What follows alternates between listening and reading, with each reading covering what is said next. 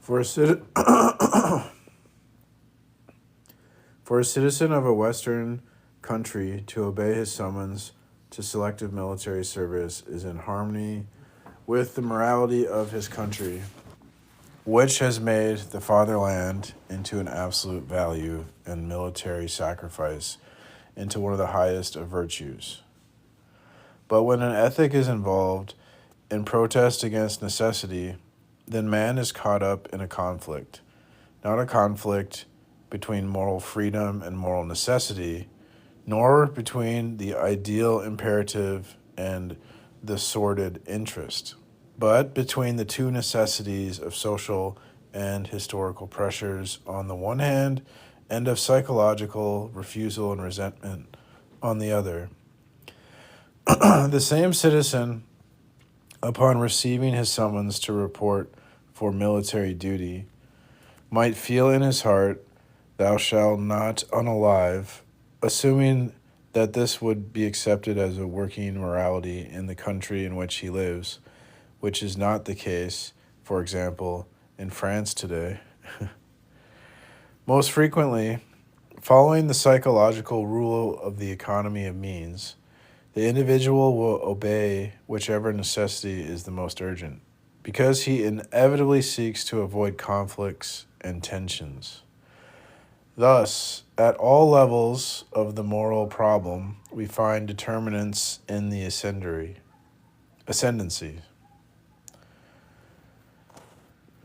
That does not mean, of course, that morality is without value, but only that it belongs to the world of the fall characterized by necessity. Oh, someone's already asking to come up.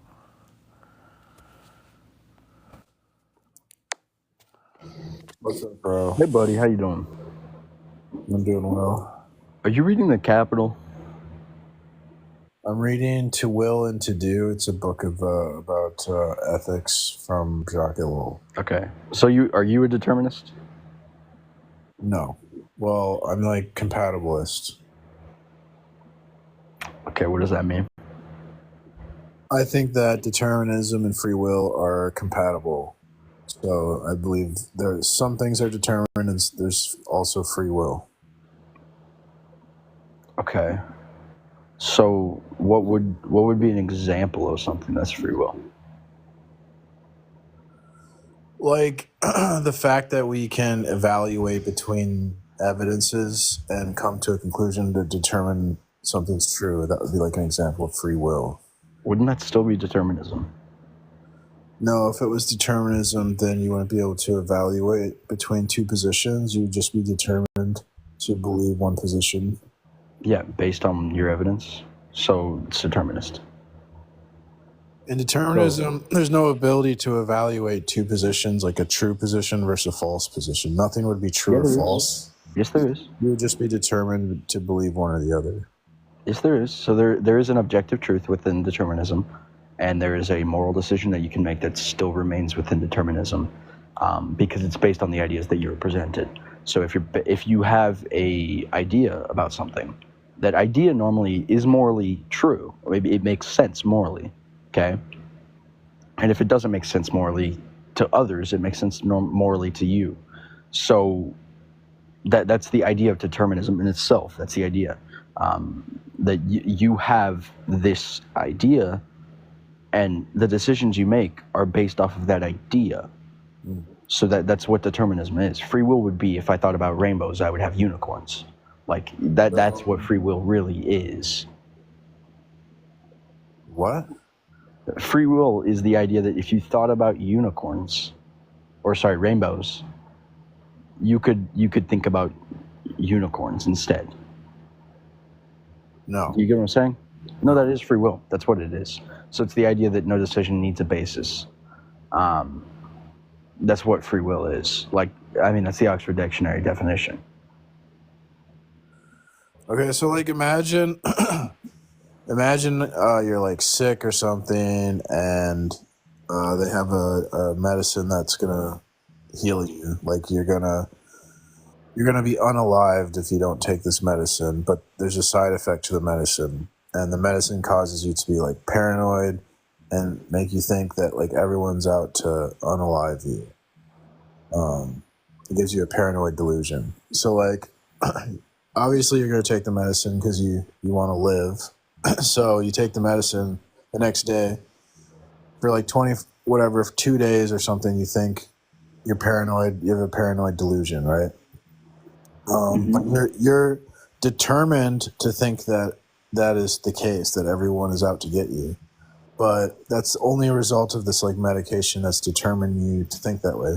So would you be like justified in that belief? So you're justified in being paranoid because, yes.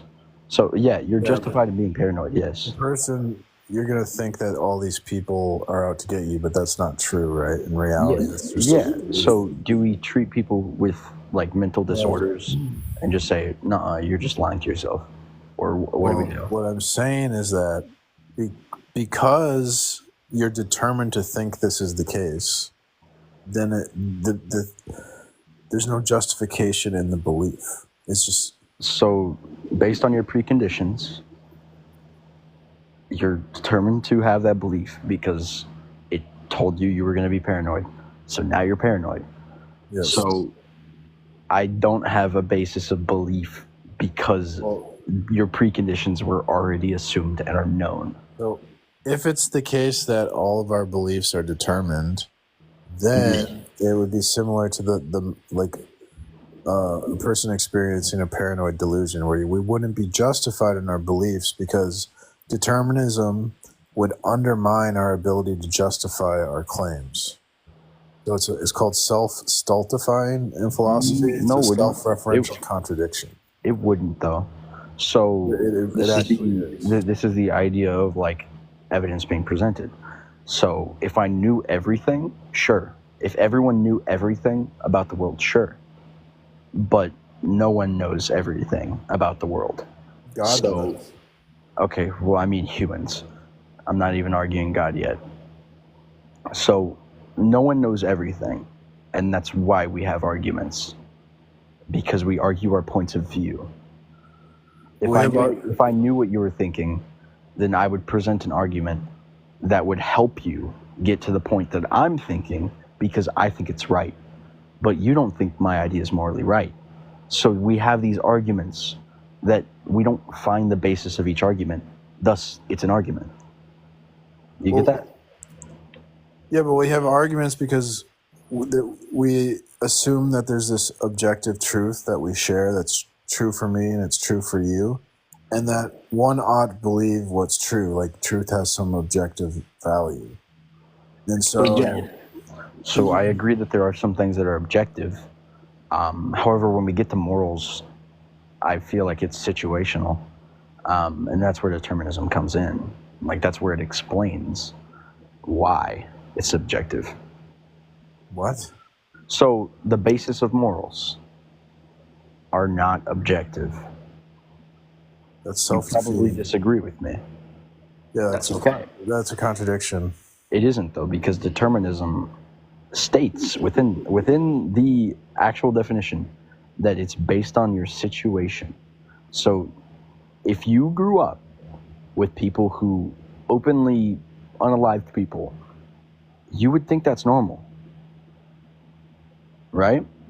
And if they grew up with people who also did that, and the cycle continues backwards, Not necessarily. becomes an idea of culture. I wouldn't agree with that because You wouldn't agree with that? Yeah, because we had people that grew up in conditions like that, and they would say like, "This is wrong," right? There were people that's why things change, right? Because if what you're saying is true, then everyone would have just accepted like there would have been no like civil war to fight for like the freedom of African Americans, right? Because everyone would have just been like, "Well, we grew up with it this way, so we just accept it." Yeah, so that's based off of a different moral premise, which is the idea of equality or equalism, which is based off of your situation. You're saying like, well, they grew up, so it's normal for them. Yeah, no. What I'm saying that's not the case because you could grow up in a society and disagree with the values of the society. Yeah, so that's formed off of the basis of your ability. So if I grew up with something, how could I ever think about something else? That's the It argument happens here. all the time. The argument here is no. That's not true though. So the What? argument, How do things change the then? realist argument here is, I grew up with What are you these talking conditions. about? I'll let you in. So I grew up with these ideas, and I grew up with this situation, and I see other people being oppressed compared to my situation. Thus, I want them to have my situation because it's equalism or equality. So that's the basis of that realist argument. But if we want to take it situationally, there really is no premise of this, because if I grew up with something and this is all I knew, and then I see something different about it that I don't like, there's no way you could make the basis that is something you could change. Because if you grew up with just this, there was nothing that contradicted it, and then you see something about it, that shouldn't happen. Well, then how do you explain like Martin Luther King Jr., who fought for civil rights? He saw white people having different privileges than him. And he changed things. Because he saw a difference within society. This is a direct evidence against what you're saying. No, it isn't, because I just explained to you. If there's no contradiction within this, yet you see one somehow, but there is a contradiction within society during this time in the 50s and 60s. There's a contradiction here, which is just moral unjust. So when we compare that to, I don't know, a perfect cube, and we're like, oh my gosh, I see this edge is not as clean as the other ones. Why do you see that? I mean, you shouldn't, because this is your idea of a perfect cube, right? But when there's two different peoples who have differentiating bases of ideology and ideas, do you not think that will lead to people creating amalgamations or combining ideologies and becoming better? Or what do we think here? Well, like morals are going to be developed based on like what people observe in the world and they protest against. So I agree with that. Yeah. Yeah. So there's gonna be a deterministic nature to that, but like I thought we were talking about like objective like morality versus something. Yeah. So what I'm applying determinism to is that the fact that there is only a subjective morality, because if there was something that was objective about morality, we wouldn't really have a basis. Because if this is objective, you wouldn't have any other ideas about it. Yeah, we see like there's like in the Bible, for example, there's universal moral claims, ethical claims that like what? Transcend like the golden rule. That's going to transcend like historical and cultural boundaries, right? Like what? The golden rule. Like what? The golden rule. Yeah. So what does that mean? That means that there's multiple cultures different that are separated from each other by time and space that all share this like same value, right? What is the value? Or can you define it? The golden rule. You don't know what the golden rule is? So what is it, buddy? Treat others as you want to be treated. Yeah, so that isn't found in modern society. So let's continue. Okay. Like the 50s and 60s, that's a great example. I wish you well. That was just nonsense. Oh, where do they grow these people? TikTok's not sending their finest.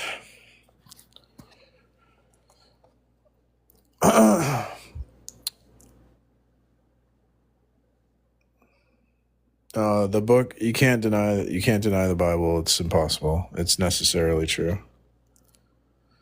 You can't rationally deny the Bible. One of Darth's accounts got banned, but he has another account. I don't think that account's banned. I'm not sure. He hasn't like said anything to me. He's probably just busy doing something in life. I don't know. So morality is always an ethic. Is this where we were? Morality is always an ethic in a situation of necessity. Ricoeur has recently shown that the morality of our time is a morality of anguish. In reality, Every morality is one of anguish, because man is always confronted with situations which are beyond him. This is not only true today. Morality is one of the means employed by man to defend himself against anguish. It is a refusal to admit that the game is lost. In this line of development, morality does not usually confine itself to expressing necessity. It seeks to integrate it. One of the greatest incentives for the formation of morality undoubtedly is man's attempt to control necessity by submitting to it by making a virtue of it. Like technology and politics, in a very different direction and a very different means, morality is an art of the possible. That is what it expresses when it is not a theoretical construct. The necessary becomes the good.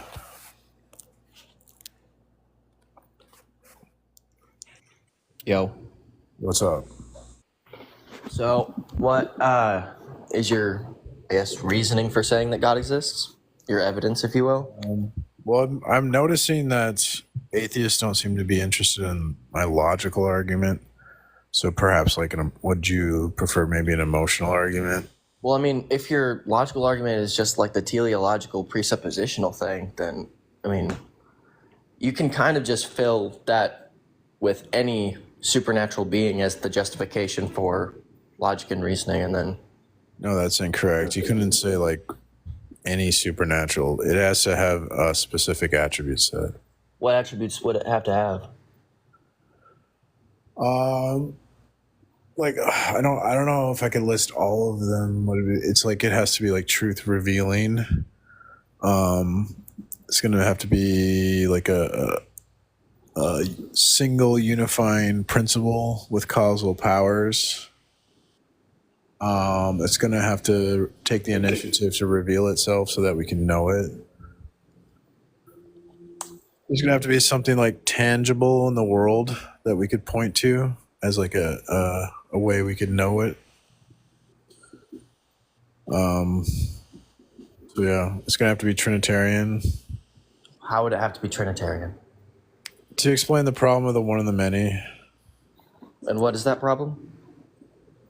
In the world, there is unity, classes, and categories of things, and then there's also diversity or particular instantiations of the classes and categories.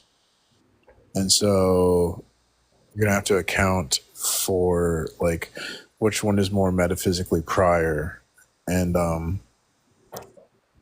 this is a problem in philosophy, is that there's no real adequate good answer to it. But in Christianity, the doctrine of the Trinity provides an answer where in the Godhead there's unity and diversity. And so then there's no contradiction to there being unity and diversity in the world. Could you not just say that they're all of the same level of priority? Yeah, there's no answer to the problem outside the Trinity, so this is why the Trinity is going to be necessary. Okay, well, couldn't you just apply all of those attributes to something that exists, like the universe at some metaphysical level, and then say, well, deism is true? No, you can't separate the attributes. How so? Why? The argument is we make an argument for the whole worldview. It's the whole enchilada. You can't do it block by block. You can't put together. I'm saying you can defeat the argument for the rest of the worldview by just saying, well, these attributes also just apply to whatever other supernatural thing I want to put it on. You can't put together a position. You can't put together a position block by block. You need a holistic approach because, all these principles that we're talking about, the foundational beliefs, they're called principles. Those principles, they all interact with each other. They're all integrated together. So you can't have one without the other. That's why you can't put it together block by block. So that doesn't work. At the end of the day, they are presuppositions that you're taking on. At the end of the day, you're just ignoring what I'm presenting to you. So when we're talking about, you're ignoring. It can't happen. You're just this is you're being emotional. How about an emotional argument? Sure, go ahead. Okay, have you ever wanted to be forgiven? I guess, sure. Yeah, do you know in Christianity, Christianity is all about like the power of forgiveness, right? I'm not 100% sure about that. It depends on what doctrine you follow. No, it doesn't depend on anything. Christianity is about forgiveness. Like that's one of the main themes of Christianity. If you convert to Christianity after you've already been sent to hell, do you get into heaven? I can't, the Bible doesn't reveal that information, but Christianity teaches that through Jesus, you can be forgiven no matter your past mistakes. And the powerful gift of forgiveness offers relief from like any guilt you might feel and the chance for a renewed sense of peace and freedom. That's actually not true, though, because Christians tend to report higher levels of guilt and self-esteem issues and such. Uh-huh. So how do you square that circle? Well, I guess they haven't accepted the forgiveness from Jesus that he offers them. The problem arises from the scripture that is taught to them. I mean, whenever you tell somebody consistently that they're at fault for being a bad person and they have no chance to be better on their own because of their sinful nature, they're going to tend to feel bad about themselves. Well, you're just mischaracterizing that's not what Christianity is about. I mean, I'm not giving the full picture, of course, because, I'm focusing on this one specific issue, but I mean, it is the case. It is what we see. It is what happens. Look, everyone carries regret, guilt, or a sense of having fallen short at some point in their life. No one escapes this, right? And Christianity speaks directly to this universal human experience by offering forgiveness through Christ. So the message is that no matter the mistakes or wrongs you've committed, there's always a way to be forgiven. And that this can bring a lot of relief to those statistical people that feel this heavy burden of guilt, right? And it offers a fresh start for people that they're free from their shame. But I'm saying, like, empirically speaking, that's not the case.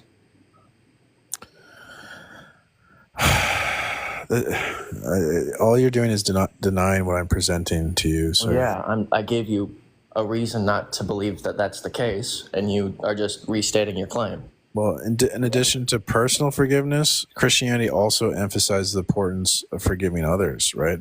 It promotes reconciliation and healing in relationships, right? When we forgive others as God forgives us, that allows us to heal broken relationships. It restores peace, and we can move forward with grace and understanding. I mean, sure, but it also allows people to outsource that forgiveness to Jesus and then not forgive people and hold grudges and stuff. I see that stuff all the time. I used to be a Christian. Before I was a Christian, I had trouble with anger. And it's because I became a Christian, I was able to forgive. That healed my relationship with my father. And shortly after that, he passed away. So I'm very thankful to Christianity and Jesus for teaching me that lesson, because he would have unalived and I would have, never had that healing. And then once you lose that opportunity, it's gone forever.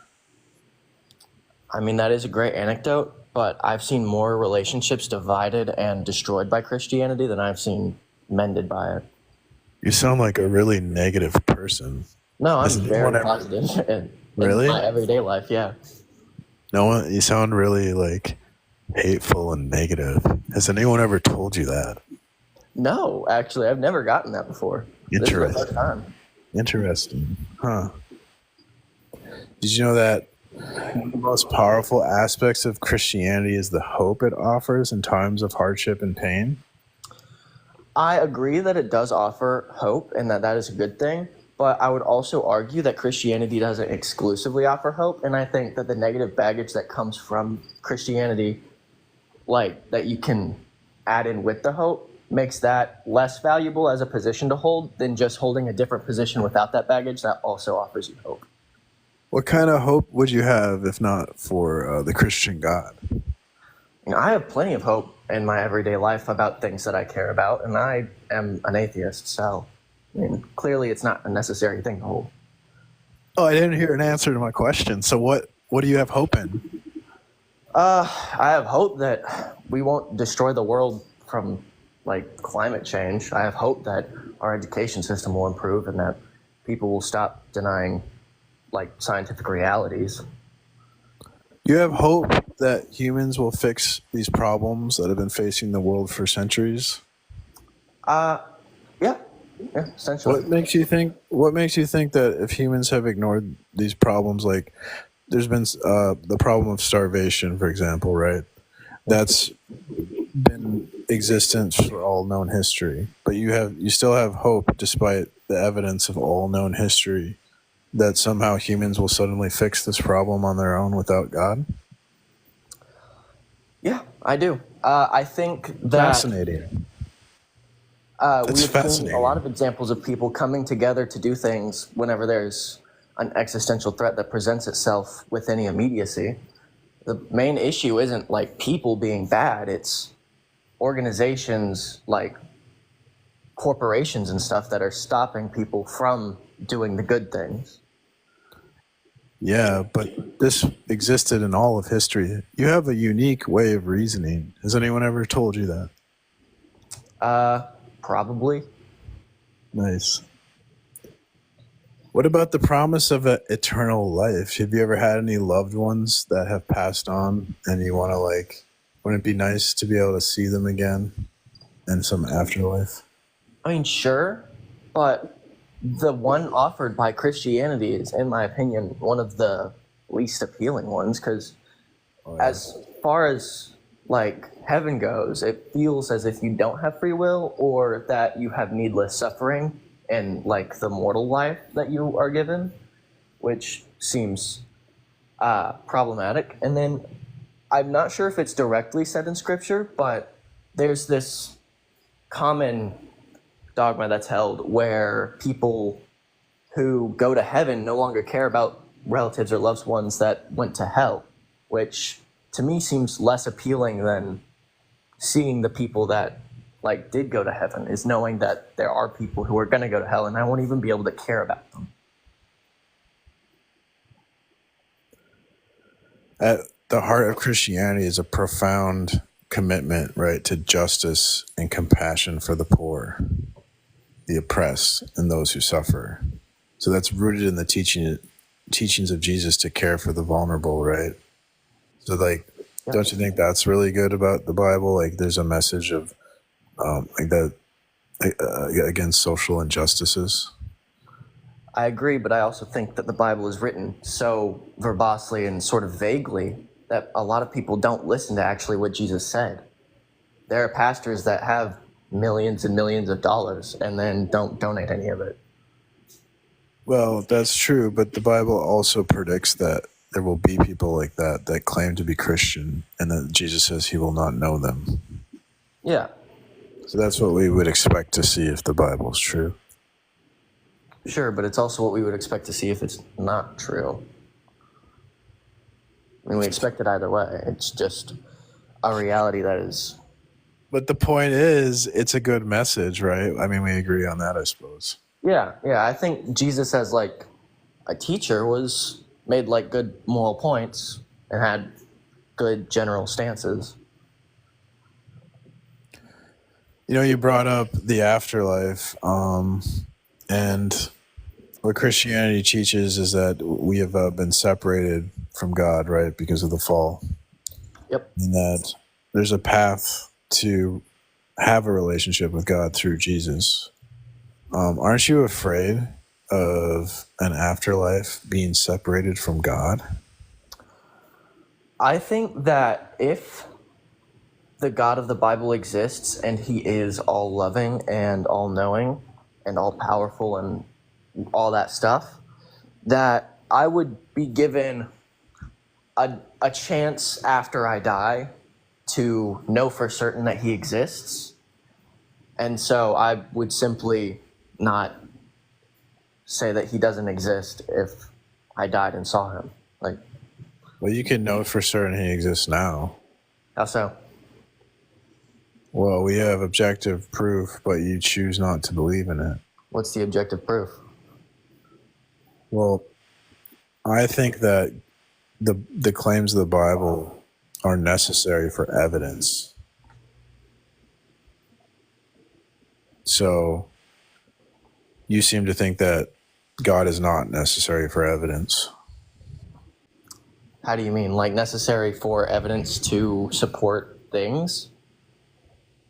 Yeah. For evidence can only be the case in a certain type of world. There has to be certain true things about reality for us to be able to have evidence at all. Sure. And so the Bible provides those like attributes, those things, those truths about reality so that we can have evidence. So it's a necessary foundation for any evidence. Mm-hmm. But you disagree with that? No, I'm agreeing. Well, that's a type of proof. It's the proof would be that you cannot prove anything without the claims of the Bible. Oh, wait, I disagree with the specific part about the Bible. I think you have to have a specific type of reality for evidence. I think I must have misheard something then. Yeah, but that's the reality that's described in the Bible. Uh-huh. Yeah, but the reality described in the Bible is predicated on the reality that we already observe, so, I mean... Exactly. Our foundational beliefs should be consistent with our experience, right? Yeah. Right. And so if you deny the foundational beliefs of the Bible, then your foundational beliefs will not be consistent. They're necessary to have consistency with our experience and behavior. But every single holy book is also written to match our observed reality to some extent. That's not true. I mean, like, de facto it is, because the people who wrote it and believed in it believed that it coincided with reality. The Quran teaches that Allah is the great deceiver. So the Quran wouldn't be able to support the necessary preconditions for intelligibility or for evidence. Because if ultimate reality lies to us, then that would destroy truth at a foundational level. So Islam could not be true, right? So it's like only Christianity can make sense of the world. Any other worldview is going to destroy the possibility of truth at a foundational point. Well, now you're opening it up to other worldviews as well, which means that naturalism would also suffice as like an explanation for the world as we perceive it. Naturalism is nonsense. It couldn't explain things like universals. Universals such as... When we speak, we use classes and categories of things, or there are unifying descriptions of reality, and those would be those would not be real. There'd be no referent in reality if naturalism was true, because universals don't exist in naturalism. There can be a referent. It's just an imperfect referent. We make the things up. Exactly. So that would make language like a fantasy. Yeah, it is a fantasy. I don't see the problem with that. Oh, you don't think that the things you're saying, they're not true or meaningful? They're meaningful, but they're only meaningful in the context of the specific moment. Okay. Well, I want to talk to people that think like that we can speak in a true and meaningful way. So thanks for coming. Can you prove that we can? I wish you well. All right.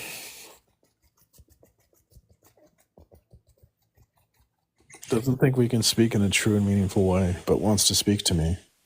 Where do they grow these people? Isn't that kind of weird? That person says that he doesn't think we can communicate in a true and meaningful way, but he's sitting here having a conversation with me. Is that weird to you? God bless you. God bless. What's the name of your God? Jesus, the Christian God, the Father, the Holy Spirit.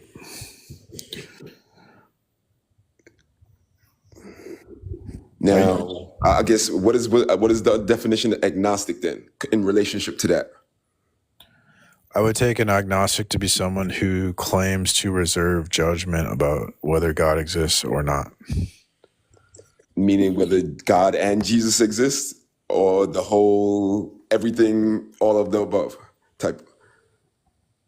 They would reserve judgment on any God. All right. So would you believe in Jesus and God if you didn't have the Bible? Yes, but I might not call it Jesus, right? Like if I grew up on an island and I never seen a Bible or heard about Christianity, I would still believe in Jesus, but like I wouldn't know his name because the natural world reveals Jesus to us. No, that's beautiful. You said that. So how do you reveal that love? How would you reveal that to someone who doesn't speak your language, but you want them to understand forgiveness, for example? What is it that someone needs to understand about forgiveness then? From your experience, personal experience. That's a difficult question. I haven't really thought about that one. I'd have to think about that. So the belief in God, is that just your intimate relationship, or you believe that that's the obligation of that everyone, should receive that and every knee shall bow and What? So God revealed himself, right, through creation, through Christ, right, through the prophets, all this stuff. And so we can have a relation. If we have a relationship with Jesus, through Jesus, we can have a relationship with God, a personal relationship. Yeah. All right. No, thank you. I guess why I wonder, because I see there's so many groups, whether there's the pros and cons of Jesus or God, and you have the more Islamic conversations about Jesus's relationship. And I always just wonder why people have the passion for it, to engage the conversation or try to enlighten someone, if on this platform, opposed to going into the real world and doing charity. Some people believe in charity, other people don't. So yeah, no, thank you. I guess so. When I hear the agnostic, I'm never really sure what people really mean by agnostic or atheist. Okay. And so, and I mean, I think it's just as mysterious as when you say that God exists. I just wonder if it's just a purely people believe in the Bible or they don't believe in it, and they look to some other external understanding. Right on. All right. Well, thanks for coming, man. All right, nah, thanks.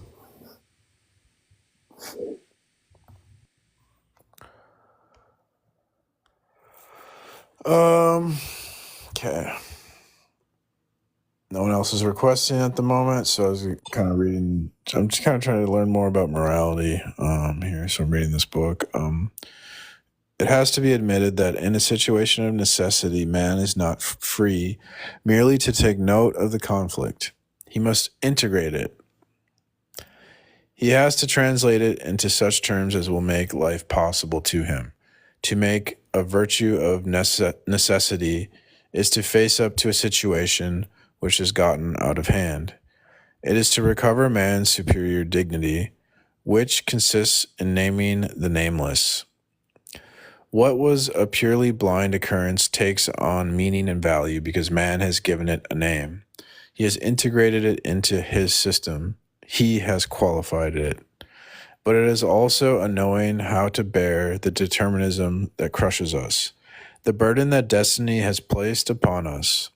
In point of fact, it is an ability buttressed by a declaration of values, not to give in that which obligates us except by integrating it, and the ability to declare proudly, but in quite a different sense, that intended by the Roman jurists. And then this is like a Roman phrase here that I have no idea what it means. The will has integrated constraint. Constraint has not subjugated the will. Morality always claims this transcendence, but it never fails to embrace necessity while taking its stance with respect to it. Thus, it is that all morality takes us into account the limitation of human nature. No morality can maintain that its commands are absolute or that its rules are unbreakable. Popular wisdom is good at finding methods of conciliation, but the moralists also have worked out countless what is this word?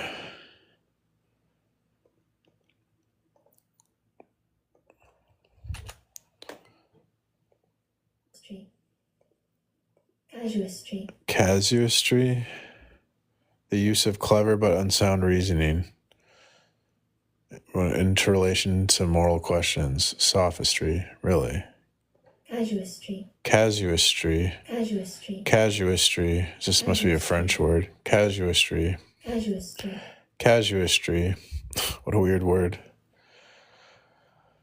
Popular wisdom is good at finding methods of conciliation, but the moralists always have worked out countless casuistries to this end. We know that a strict moral rule is impractical. Once a rule is set forth in luminous rigidity, someone comes along to explain it, to comment upon it, to adapt it. It is a question of knowing when and how it can be carried out, and to what extent. One then begins the slow work of elaboration, in which ambiguity is introduced from case to case.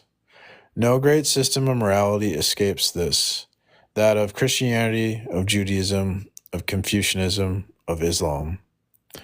The work of the moralist has always consisted in the extenuation of principles because the latter are inapplicable, and a morality should be applied, otherwise it is nothing. If one insists upon the purity of the requirement and of its formulation, then it will remain a gratuitous and illusory intellectual system. If one insists on the purity of the requirement and of its formulation, then it will remain a gratuitous and illusory intellectual system. If one wishes to have it applied, he must make it applicable, which means that he must bring it down to the fair level of human capacity. Moreover, this adaptation can take place without the participation of schoolmen. It often happens spontaneously. Thus, the morality of Kant was perfectly adapted to circumstances by the Western bourgeoisie of the 19th century, who probably had never read Kant. What is he saying here, dude? I think I need ChatGPT to understand this shit.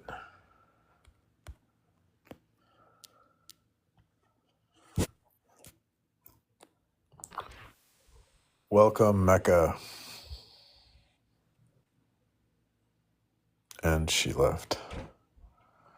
God does not exist. Mecca, come on. Yes, he does. We can objectively prove him. Welcome. Hey, how's it going? Thanks for having me. Sure. So I see it says request if you're an atheist or agnostic. I was Gnostic for a long time. Actually, I started out as a Christian, and then I went to being Gnostic. But now I'm over all of it. I just don't believe in anything now. Like, why? Like, why?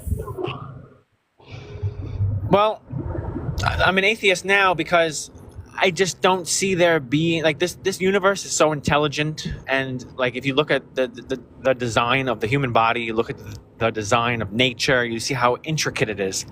It's so intricate and it's so designed so specifically that it can't make sense that there was a creator. This has to be some type of phenomenon, which some people do call God, even if they're not religious, which is what I called God for many, many years. Hey, the universe, or, there's an existence that created this. But it's so perfect. It's so damn perfect that it doesn't make sense, that there just can't be an architect to this. There can't be? Well, in my opinion, I don't think that there could be after, spending years as a Christian, switching to Gnostic, and now, practicing what they practice and studying what I've been studying. It just doesn't feel right, it doesn't seem right. So you're saying that there's no design to the world. There just can't be a design to the world. But why? The creator of the design can't exist, in my opinion. But there is some type of existence that created this so perfectly and so intricately that there can't be a creator because it's just too good. The creation is too perfect that it can't be created. That's right. In some type of way, if it makes sense to anyone here today. But I've never heard It's anyone say that. really because it's Yeah. just so perfect. It's literally like if you look at the plants and how nature works and the human body, the organs and the similarities with pictures of the universe, nebulas, and our organs. The fact that you eat the fruits and vegetables makes you healthy, makes you feel better. It puts the body in homeostasis. It's just so intelligent that who could have created this intelligence? The intelligence just has to exist. Well, It just has to exist. I mean, I'll give you points for creativity and being unique, I guess, but that's just kind of like nonsense at the end of the day. There'd be if you deny the creature distinction, then you wouldn't be able to like make sense of your own reasoning. Sure, I understand that. Well, I'm not a fella here that can make sense of my own reasoning. I really, I've lost my power in God over the years as I was born a Christian, changed to being Gnostic, and I'm just losing hope as an individual because of how damn perfect it is. It's like this must have just existed without a creator, but who created the existence? Well, that's a question. That's definitely a question. But I just wanted to share that. I mean, All right. Well, I don't know. I don't really understand what you're saying. Like, it doesn't really make sense to me. But like, I think like for emotional reasons, you should be a Christian, right? Because there's like things in Christianity that are good, like forgiveness Sure. and love, Yeah. and there's all these like values, like you're supposed to serve others and respect and not marginalize or persecute others and all this stuff. So, well, I spent a lot of time of my life, being a service to others, getting myself in the way of why I was put here. Becoming the best version of yourself, eating best foods, doing the community service, serving others. I mean, that's been my journey for so many years, and I feel like I really haven't been able to connect to myself through this. I walked in the name of the Lord of Jesus for many years, but I felt as if there was something missing because me personally, I'm very disassociated in my reality. I do have some mental health symptoms or diagnosis that I don't like to identify with. But the more I do, the more it makes me realize that there's no sense of self. It's like I could choose to be a service to others, but then my sense of self gets very diminished. But yeah, it all just doesn't make sense to me. I just can't believe that something created this. That it just has to have been something out of this universe or something way beyond. oh, I mean, I think like God is love, and then like the whole point of life is to love God and love others. Like I don't see. You know what the problem is? I've done a lot of psychedelics, and I think it ruined me. And when I say ruined me, is that yet I was still a service to others, and unconditional love that's the point of this whole thing. Why are we here? Well, it is to love God. It is to love yourself, to be a service. But like I said, I did dabble in a lot of psychedelics over the years, and I think that it altered my perception of what God is. And I think that's where I lost myself. Still an interesting concept, though. It's just, what's your definition of God, if you don't mind me asking? Well, just like, I mean, that can depend.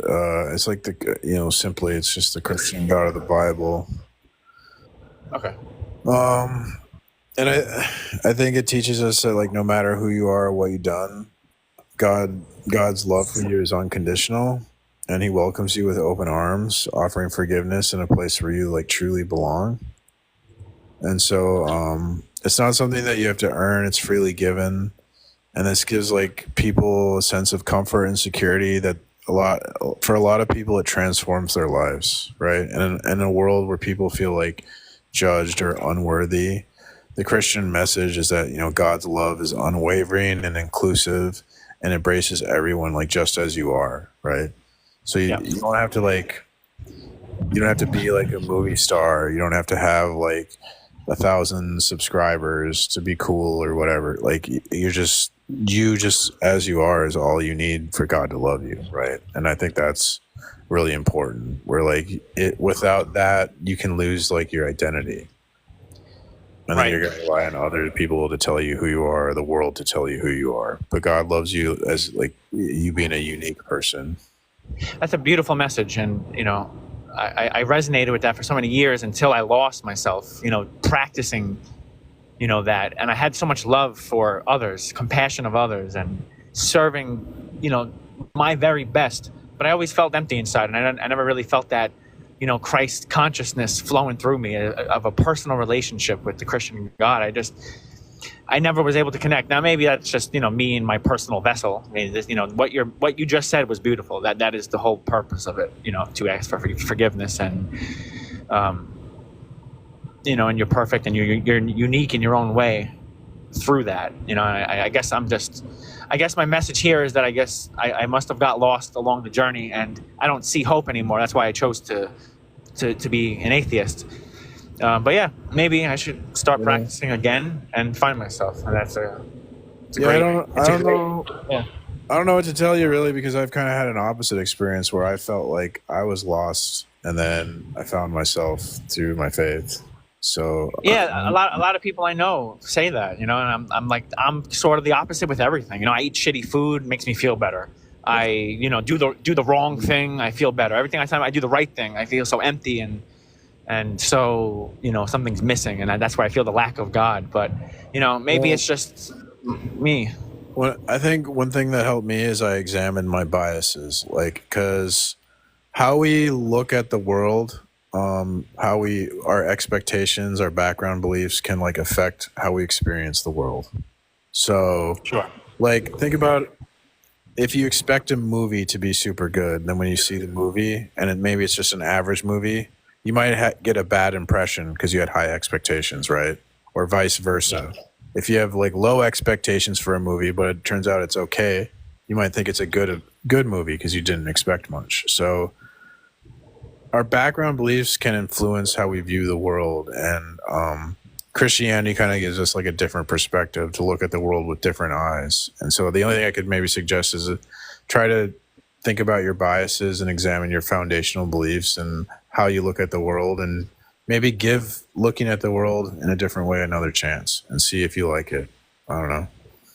Yeah, I like that. I appreciate that. Thank you so much. Yeah, I just wanted to share that, and I appreciate your feedback and your care.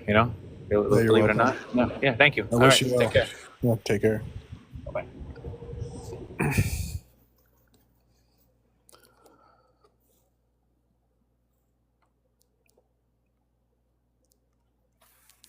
I know this guy's like.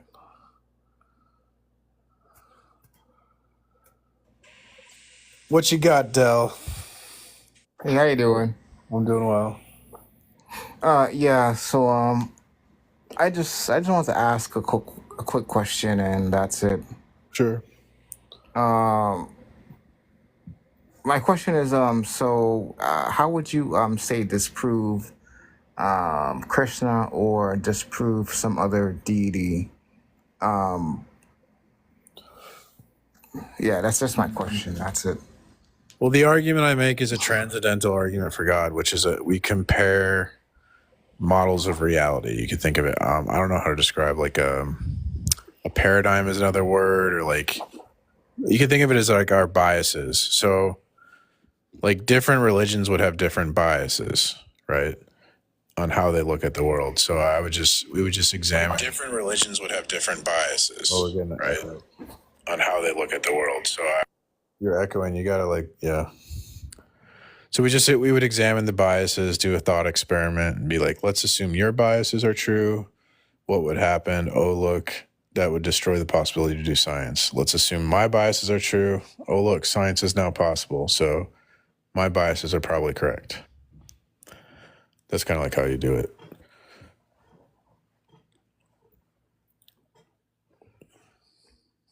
Because when we're talking about foundational beliefs, all we can do is like a comparison, since there's no like reality to compare it to. We have to compare it to each other's foundational beliefs. That's why when people try to do like hypothetical worldviews and not defend their position and talk about Islam and Hinduism rather than just defend atheism and agnosticism, that they're not addressing the argument, because the argument is like, let's examine our assumptions. And you're going, well, I don't want to examine my assumptions. What about this other person's assumptions? It's like, why do my opponents never want to examine their own assumptions? They want to criticize my assumptions, but they never want to tell me, what are your assumptions? Oh, I'm not. What about Islam? Oh, what about Hindus? It's like, dude, what about atheism? This is supposed to be about atheism and agnosticism. Yet, when do they ever defend their position? Never. So I don't know. I muted you because you were like echoing, and do not. You have to unmute to talk. Yeah, I don't know. Something happened. It was like your voice was, It's a glitchy app. yeah. So it was a little bit hard for me to follow. Yeah, I understand what you're saying. Yeah, I get that. Yeah, the thing about it, I think a lot of people just don't like understand philosophy, and people don't really think about why they believe what they do.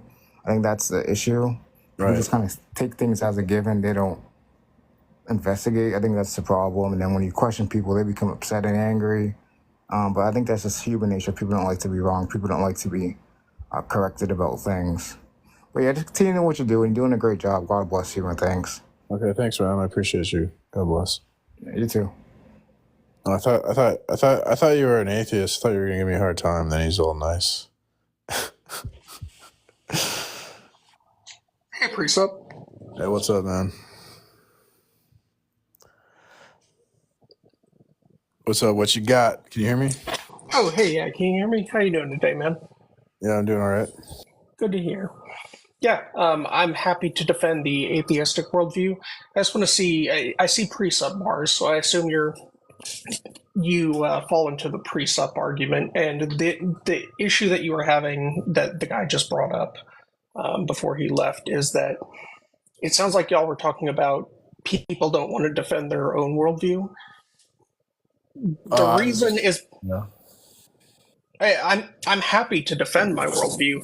The issue is that the questions on the worldview are almost exclusively used to detract or distract from the questions about the assertions from a presuppositional argument. Not sure what you're talking about there. I think we disagree. I can help explain. Sorry, I didn't mean to cut you off. Go ahead if you want. No, if you want to give the classical or a modified version of the presuppositional argument for objectivity or morality or logic, go ahead and I'll walk you through it. Well, basically, I think we disagree over what's possible and impossible. All right. That's where the disagreement lies. And so the thing in your position with between possibilities is called ultimate reality, right? So we have a disagreement over ultimate reality. Well, right? I don't know that I acknowledge ultimate reality. Right. And so then ultimate reality is an assertion in itself. No. So the question that started metaphysics and philosophy was, what is ultimate reality? That's like the original question of philosophy. So it's a fair question to ask anyone. It's not an unfair question. And you can take the position, I don't know, right? You're welcome to take that position. Problem is, you can't debate from that position, because that position, like, foundationally implodes your worldview to where you can't have, like, truth. No, you can. There's a standard response to presuppositionalism that has existed for over 300 years. That's why it's not actually used. Like, presuppositional apologetics isn't actually something that's practiced in the academic worldview, because there's like standard responses to it that instantly discredit it. That's incorrect. Just because academia doesn't like kind of ignore something, it doesn't have anything to do with whether it's like a good argument. Okay. Well, I would certainly imagine that I would see someone in academia even trying it, I mean, but they get shut down very quickly. I've studied the argument. I'm familiar with the academic responses. So, what are these academic responses that you're talking about that shut down? Yeah, so go ahead and start giving your presuppositional argument, and then I will give you the response. Why don't you know the how are you going to respond to it if you don't know the Because argument? everyone gives it differently. What it's just going to be like? Do you want the syllogism or do you want like the informal? Whatever presuppositional argument you want. If you want to use tag, Well, doesn't I matter. prefer to do it informally, where I just say something that so like facts require an interpretive scheme, right? And so the question is going to be like, what interpretive scheme is the correct interpretive scheme? How are we going to know that? And I think only Christian revelatory theism provides an interpretive scheme that's like coherent and like sensible.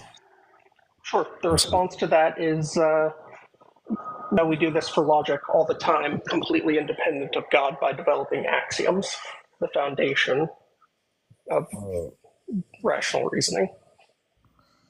Yeah, but we're in a debate, so you can't use an axiom as like a debate. Yes, I can. You said that I can't do it without God. Okay, so then God exists as an axiom. I win the debate.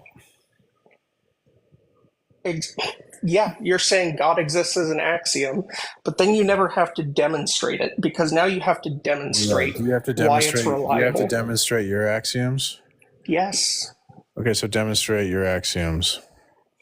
Yes. So within my worldview, I say that, and the reason I'm saying this is because even when we get to the bottom of this, it'll end at it's subjective to a degree, in the same way that Christianity is, because it's subjective, because there's no way from escaping that humans are at the end of it interpreting it. That's not. There is. It's God. The mind of God is. How do you escape that? Do you have the knowledge of the mind of God? Yes. You have the knowledge of the mind of God. Yeah, God reveals Himself to us. That's Okay. If you have the knowledge of the mind of God, you are, for the sake of, you are by argument God. I'm not God. No, God. if you know all things that God knows, which you would have to do in the argument that you're making, then you are God. Okay, so that's just patently false, right? No, that's absolutely true. You're contradicting me now. You're not arguing. Do you not? You're contradicting me.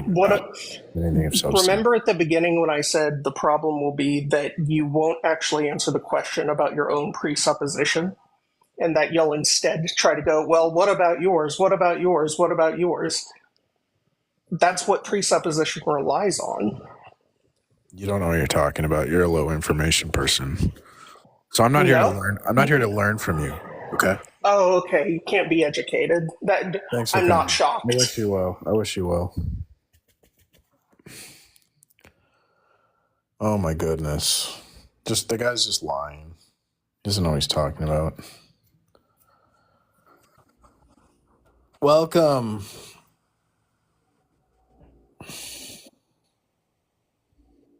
What up? Yo, I'm just presenting a logical proof to non-believers, and then they're getting really emotional about it. What's up with you? So how do I know your God's right and not my God? Because, well, I have something tangible, right? Like a Bible, the history of the church. Yeah, I have the same thing in Hinduism.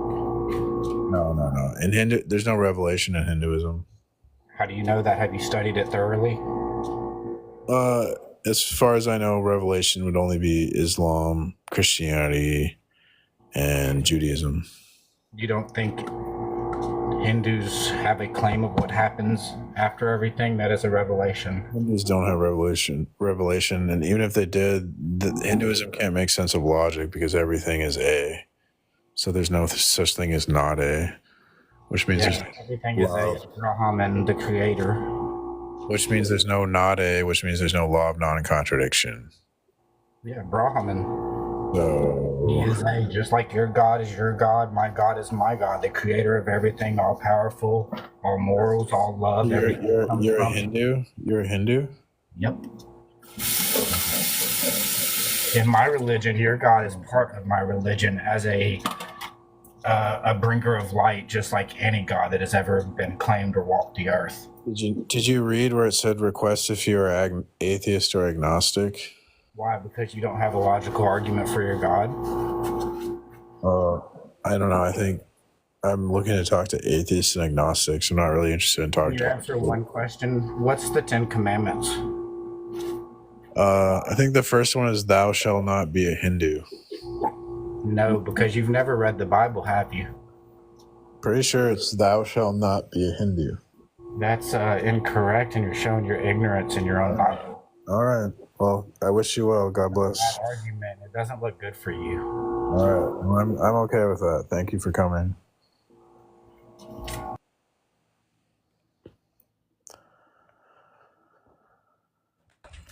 What's up, Pharaoh?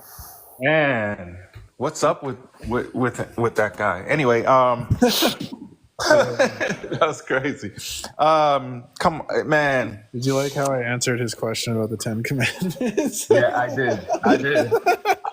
I sent a laughing face, an emoji, because that was right on point.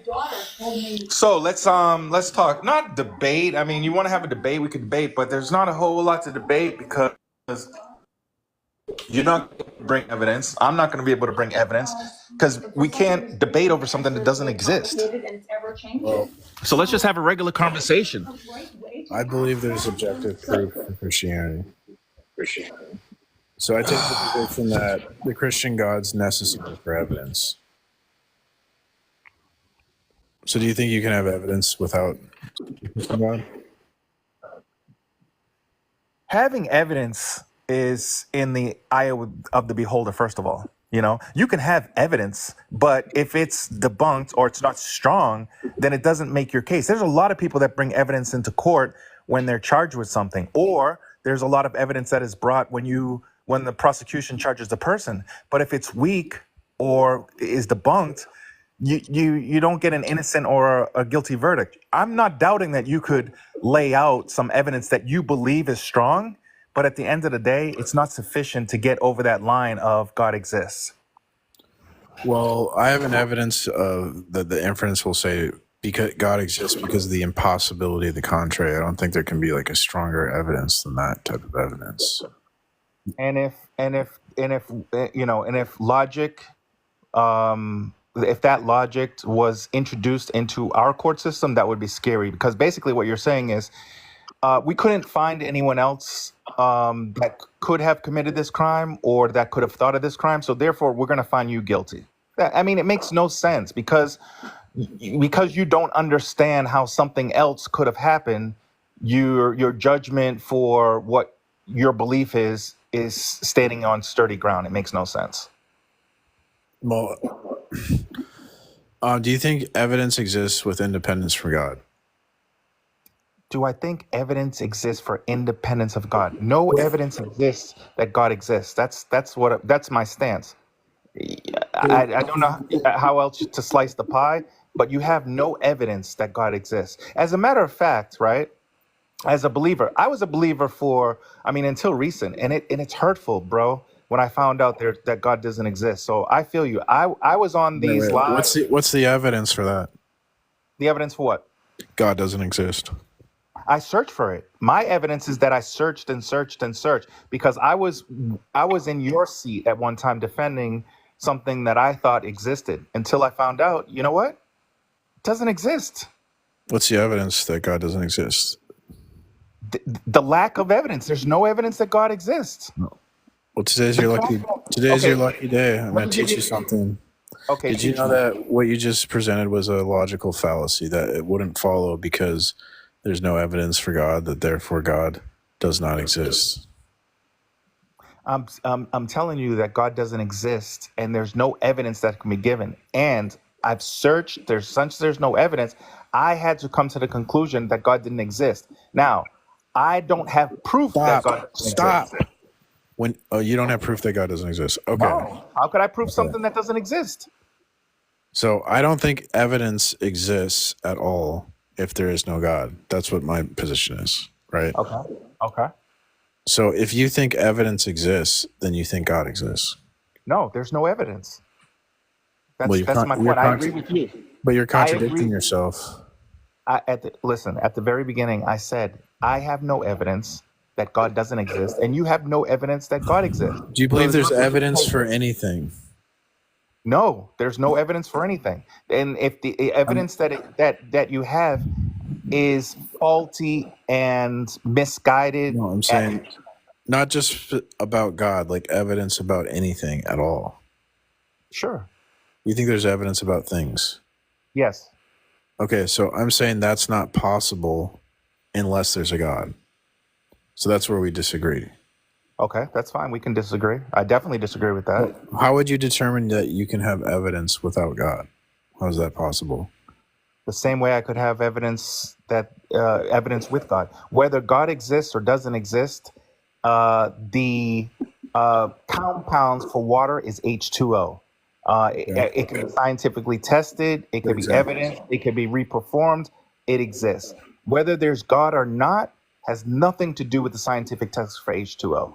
It's logically possible that H2O could be like HO2, right? No, And there's not a logical. it's What's not the logical. contradiction? It's not logical to me because I know there's no belief. I know I was in science class and I know that the chemical composition of water is H2O. You can spin it any way you want about if something could be possible, but the laws of the universe and the way that things are is that chemical compositions without something dynamic that I don't know exist the way they exist. And water is a basic element that has basic elements, and those elements are H to the 2 and the O. That's what makes water. But it's not necessary fact. Like there's a possible world that could exist where the chemical composition of water could be HO2. There's no reason for that not to be the case. So like, here's the problem. A world where it exists? What world are you talking about? Heaven? For water to be H2O, there has to be something that limits its states of existence so that it is H2O and it's not HO2. That limits its state of existence. Bro, I don't know what you're talking about. If nothing's limiting the water to being water, the water could change its properties. So it could be HO2, right? Instead of H2O. I don't know. I don't know from a science standpoint. I don't know what you're talking about. So I'm not going to, continue to have a conversation when I don't, bro, you can repeat it and repeat it. There are properties, okay, related to water. Those properties exist. For example, if there are elements outside of what it is, exist. Like, for example, if it's cold, it can turn to ice. If it's hot, it can boil. It can go into vapor. But H2O is H2O. And we have to have a discussion about water, and you think that somehow water is somehow different in some other world that you're living in, it's going to be hard to talk with me because I'm not going to accept like nonsense. This is how easy it is to prove God. See, you're telling me right now. It's so easy to prove It's God. so easy, right? Okay, Because well, you're telling me water has this property, it's H2O, and I'm simply asking, like, what limits water so that it has this property? Because if nothing limited the properties of water, it presumably could have any properties. There are laws. The fact that you believe water is H2O is an evidence of God, because it's only going to make sense if there's a God limiting the properties of water. No, it's not God that are limiting it. The property H2O. No, again, what you're doing is you're doing the gap. What you're doing is you're saying that something has to be limiting. Nothing has to be limiting anything. You're inventing something that has to be limiting. And if it is limiting it, it's the limitation of the laws of the universe. Things are the way things are. For example, gravity. Gravity is the laws of the way it universe. is. Those are We can study gravity. No, we can study gravity. No, we can't study gravity. Okay. You're kicking the can because those laws, the natural laws, require a limitation themselves. So that's just another thing that needs limitation. So you're just kicking the can down the road. The limitations are already established. They don't need. You need something that has no limit that can limit all the things that exist. No, that's Yes. in your head. That doesn't Well, exist. then there'd be no No. limit to anything. And if there's no limit to anything, then they wouldn't be able to have evidence, because evidence would assume that there's these things that have limitations to their properties. Okay, and let's for the sake of your craziness that you've invented in your own head, let's just say that those hold on, brother. I'm going to show you. Let's say that those limitations were Santa Claus. That Santa Claus is the one that's doing and is not is limiting and is unlimited. Santa Claus is unlimited. So now, do we still have to say your God exists, or could it be Santa Claus? Santa Claus wouldn't have the sufficient conditions for intelligibility, so they couldn't. Santa Claus is unlimited. I've known about Santa Claus my entire life. He's unlimited. I've never seen him. I've never seen him. I've never seen him. He's been alive before me, and he's still alive today. Santa Claus has talked about my whole life, and apparently he's still the same age, so he's limitless. So therefore, he's the one that is causing these laws of the universe to be limited, and he likes the way that H2O is. Like what you're talking about is like in a different dimension of delusion. Do you not see that? It's a transcendental argument. So what you're doing is emotional. You're rejecting a logical proof because of your emotions and what you want to be true rather than what actually is true. Christianity is true. Actually, In the afterlife, there's a lakeside property available for you right now. But you can repent and go to Jesus in the afterlife instead. That's open to you. It's your choice. here's what I'll say to you. The emotion, if there was emotion and it's something that I would want to happen, it would actually be exactly what you're talking about. I went through a phase of psychological discomfort, we'll say, when I realized that God didn't exist, because that means there's no paradise, there's no resurrection, there's no lake of fire, and all of that stuff that I've been taught to be good, that your reward is in heaven and thing like that. That was an emotional toll. So if anything, the emotional part would be the Christians, because I was emotionally defending. I have a logical argument to prove Christianity is true. It's not emotional. You have no evidence for your position. You're just being emotional, and you're refusing to accept the proof because of your emotions and what you want to be true, rather as opposed to what is true. I mean, this is just obvious. You think I should repent? You think that that I will be less emotional if I repent and accept Jesus as my savior? You'll be able to control your emotions. Yes. Before I was a Christian, I couldn't control my anger, and I acted in a similar fashion. I couldn't behave myself, So I think you got to truly truly in your heart, right? Not just go through the motions. Yeah. What I would say is that actually, I think I was more emotional as a Christian.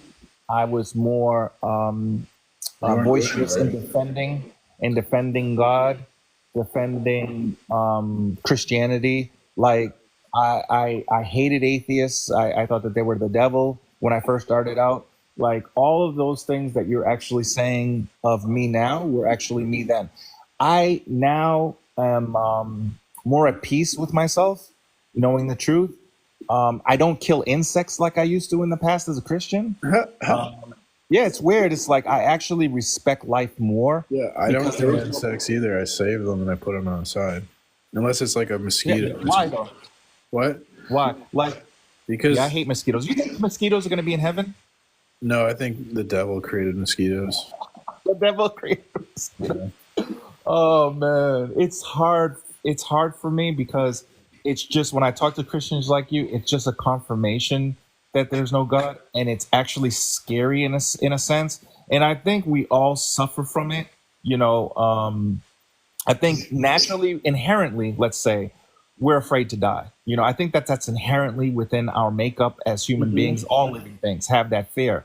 True. And I think it soothes us to know that, oh, this isn't it. You know, there's something else, and this Jesus and God, they're just preparing the way for us. And if that rug is pulled up from under your legs, it's a pretty scary thing. So this was not easy, but bro, God doesn't exist. Exactly. You're making my argument for me. Yeah, but I'm telling you, God doesn't exist, bro. Okay. Well, it's hard for me to just believe that when you're not offering like evidence. So, but thanks for All right, well, thanks for let me coming. look. All right, let me give you some evidence to think about. Okay. Let's talk about this heaven for a minute, okay? So, heaven, correct me if I'm wrong. Heaven is a place that we're going to go in the afterlife where only some that are chosen, right, to go to this heaven because they've accepted Jesus Christ, and they've repented from their sins, and now we're all going to be happy, right? Yeah. Yeah. Okay. Peace. Did you read in Revelation about the 144,000? No, I'm not sure what you're referring to.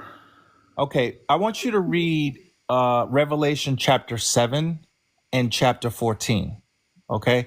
In chapter 17, in chapter 7, what you will find when you read it is that heaven is described as being close to God, a place where, you're alongside God. And actually, only 144,000 are welcome there. Those are 12. There's 12 tribes of 12,000 people that equal the 144,000. Those are going to be people that are redeemed from the earth, kind of like virgins. Those that didn't defile God, never blasphemized, never really sinned. Kind of more like kind of like perfect humans. Okay. By the way, they're all Jews. They're all Jewish. I don't know if your God is Jewish, or if you have like blood blood blood from Jewish ancestries, but the description later on in chapter 14 you'll read is these 144,000 that are in heaven are all Jews. So unfortunately, if you're not Jewish, you're not from one of those 12 tribes listed, very detailed tribe, you're not even going to be picked for heaven. However, the good news is that there is a description of a multitude of people, multitude of nations and tongues and ethnicities that will be redeemed as well, and they'll be in paradise, which is described on earth, not this place that we talk about, heaven, all the time. And those are going to be judged by the 144,000, and the 144,000 are going to be the ones that are elevated and closest to God. So unless you're Jewish, you're not going to heaven. Did you know that per the Bible? Yeah, that doesn't sound like what I believe. So that's probably not true.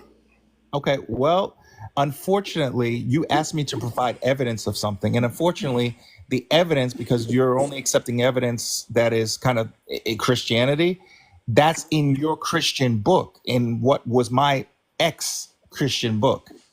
Like I said, I didn't come to this unfortunate. conclusion. Look, man, you have no evidence for your position. I I just do. gave you the evidence. Okay. Well, thanks for coming, man. Like, I don't know what to tell you. Hey, just tell me that I've read Revelation chapter 7 and 14 and you haven't. Okay. All right, bye. Wish you well. Oh, you're not supposed to like. He said he was a Christian, and then he said he hated atheists. Like, how are you a Christian if you hate other people instead of being a Christian? Yeah, bro. he said that only 44,000 people are welcome to heaven, which is a complete lie. It's a misinterpretation of scripture. You're telling me an atheist came on my panel and lied to me? Why would an atheist do that? Don't they have some sort of code of honor that you can't, like, when you swear allegiance to atheism and thou shalt not lie as an atheist or something like that? I'm shocked that an atheist would come on here and lie just so like their atheism could be true. Dang. Well, I gotta watch out for these people. He tricked me. Uh,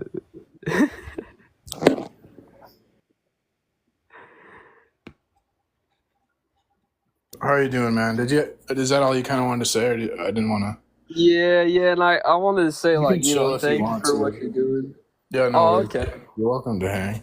You're like friends with Darth. Okay. I've seen you. Darth lets you up on his panel, right? Yeah.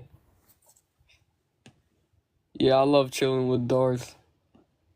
Dude, Darth goes away. He's so old. He goes away for he doesn't stream for 2 days, and people are messaging me. Is Darth dead? He's still alive? What's going on? I wonder that sometimes too, honestly. Yeah. Well, last I heard, he's in good health, so That's good. guess we never know, though. But Kunta, we're on the same side. What are you doing?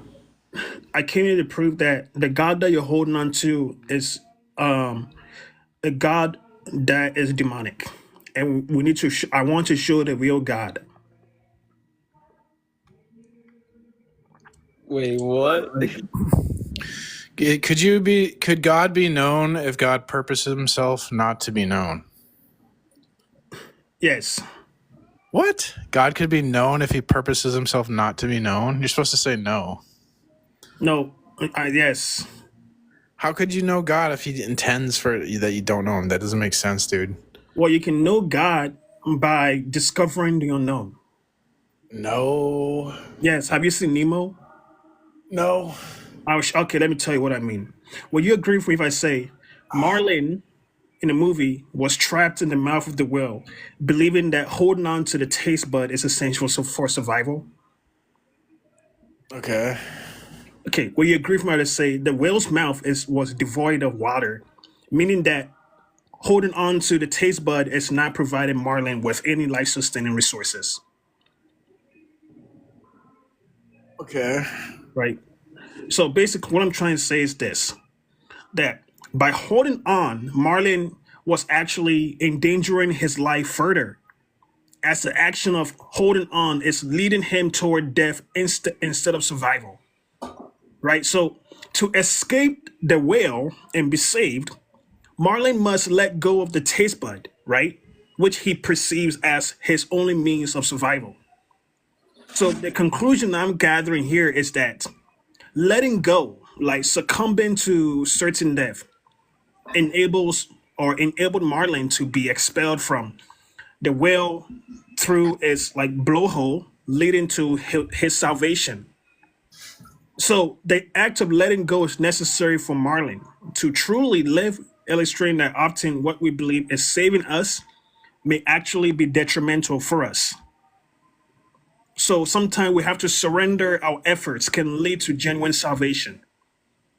Does that make sense, brother? I guess, but That's what I'm saying. So maybe the God that we hold on to may not be the God that is, is actually saving us. Maybe it is this God that is actually leading us to this self-destruction. So maybe have we ever thought about it's Eastern philosophy, we say letting go. And if you let go, maybe you'll find the real spirit, the true spirit. In fact, the idea is not about holding on to Yahweh. The idea is finding Yahweh away from Yahweh. But that's what I did initially. I was raised a Christian, and I left the church, and I went into Eastern philosophy and Eastern ways of thinking, and I there was nothing there. It was totally empty. There's no hope. There's no salvation. There's no redemption. It's just nothing. And so, thankfully, I became a Christian, and I feel it saved my life. I'm totally different now. So I'm never gonna go back to Eastern philosophy. I'll never abandon Jesus. Bro, I'm telling you, what I'm telling you is what we find in the Bible. No. Yes, I'll show you. I'll prove to you right now. I'll prove to you. No, Kanta, we're not really, I don't really want to do a theological debate. I want to debate atheists and agnostics. I gotta being serious. I don't know. I don't think he's the sharpest tool in the shed. Hello. Welcome, Midnight. Hello. Is it going? What's going on here? Have you repented? Oh, that's weird. Okay. You can hear me, but my thing's not lighting up. All right. Yeah, I can hear you. Okay. Did you repent and come to the light? And you're here to tell me the good news? I'm here to tell you that nobody has demonstrated that God exists yet. So if you have, I'm willing to hear it. If Oh my not, God, then... dude, I've demonstrated to you multiple times. No, you didn't. Of course I did. Yes. You've only given logical, like, syllogisms, which you can insert any deity into. So, no. Do you believe things can be demonstrated to be true? I just told you you could do that, so obviously I believe it. Okay, the fact that it's possible to demonstrate something to be true would be an implicit demonstration of God, since God would be like a foundation to any demonstration. That's just your opinion. That's not what's true. It is what's true, because No, it's not. Yes, You it haven't is. shown it is true yet. It's true because a demonstration would require the law of identity. No, it doesn't. Thanks for coming. I wish you well. Yeah, you got nothing, I know. Well, you're just contradicting what I'm saying. A logical argument, or an argument, is a logical process. That's what I meant to say. An argument is a logical process. It's not just contradiction. So if I present like a good reason to think something's true, and you just go, no, it isn't, you're just contradicting what I'm presenting. That's not an argument. That's not, there's no logical process. Anyone can just go, no, it isn't. Okay. You have to tell me why you're saying I'm wrong. You need to present a defeater for my reason, or an undercutter. Okay. You can't just say, no, it isn't. If you're not going to present a defeater or an undercutter to what I'm presenting to you, you're not actually responding to me, and I'm going to kick you. Okay? Okay.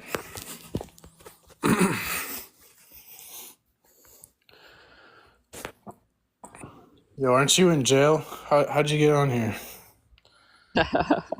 I left jail. I didn't think that. Did you pay? The judge let you the $50 million bond? Yes. Well, I just want to say I condemn your actions, and may God have mercy upon your soul. All right. Well, thank you. Well, anyways, I came here to let you know that God does not exist. How did you figure that? Through my journey. Your journey? So there's no evidence for atheism, right? Like, atheism's not like a rational position, right? So let me give you the argument.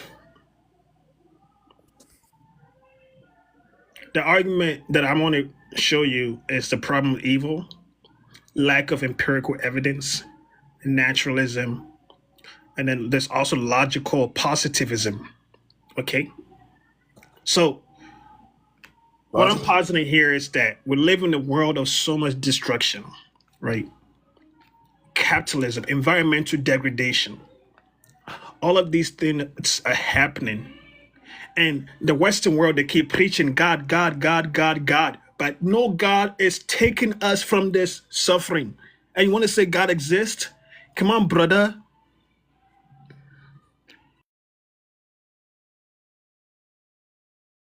The suffering is because, like, the result of sin, and there's corruption in the world, and so you have the Antichrist spirit. So that's predicted by the Bible. That's accounted for in the Bible. I don't see, like, how, in fact, like, how would you explain the evil in the world if there's no God? And then what would evil be? Well, it's be natural. There'd be nothing wrong with it.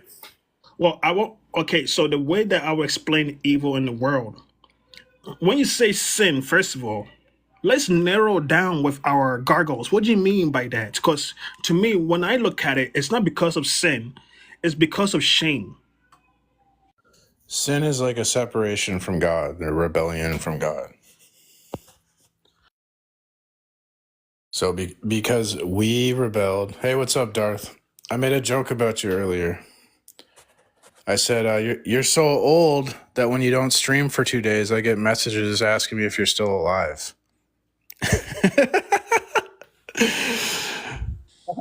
Oh my god. Making fun of Darth Sage. Let me respond to you this way. I don't think you're understanding what I'm saying. So, as an atheist, I would say this: that the concept of shame is something that I think makes much more sense. Shame is common human experience that transcends culture and time period. So, it basically arises from our relational interactions, right? And the expectation of ourselves and others. So, in this sense, shame can be seen as natural emotional response to failing to meet personal communal standards and so forth, right? That's how I understand it. Why do you have to scapegoat? You keep scapegoating. Oh, it's because of sin. Stop scapegoating. Look, Like shame just all I'm trying to say is very simple. When shame is acknowledged and processed, it can lead to growth and transformation. And individuals like yourself and I can learn to accept our imperfections and seek forgiveness. That's what shame is, right? But transformational potential of shame. I was asking about like how you Right, account but for evil in the world. What are you talking about? This is just right. like, Wait, how do we come from evil in the world? yeah, you look at someone who does something wrong, hurts That's what I'm someone. saying. It's because of shame, not sin. That doesn't account for evil. Yeah, so it's shame. I don't think you're understanding what I'm saying. What? You say someone's evil, he does something wrong, right? You want to go, this man is evil, his action's evil. Well, how could it actually be evil in reality and not just be your opinion that it's evil without God? Can you repeat the question again? Because I think you're asking like contradictory questions. So please be more specific. When I'm asking for an account of evil, I'm asking like, could it be the case that there's like a metaphysical or there's a reality to evil, that evil is something more than just an opinion that we have? How could that be the case? Because if evil is just an opinion, then it's not real. And then you can't really say anything is right or wrong. And that leads to absurdity. Like that can't be true. This is your question. How could you say that something is actually evil in reality and not your opinion if you don't believe in God?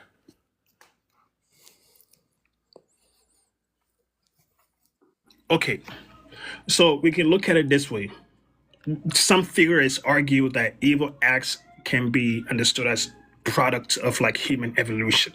No. Yes, it's true. That's an is-ought fallacy. It's not a soft fact. It's fallacy. Yes, it is. Let me. Brother, you asked a question, so let me respond with patience, and then you can challenge my intellect because I know I'm cooking you right now. So let me respond. Thank you.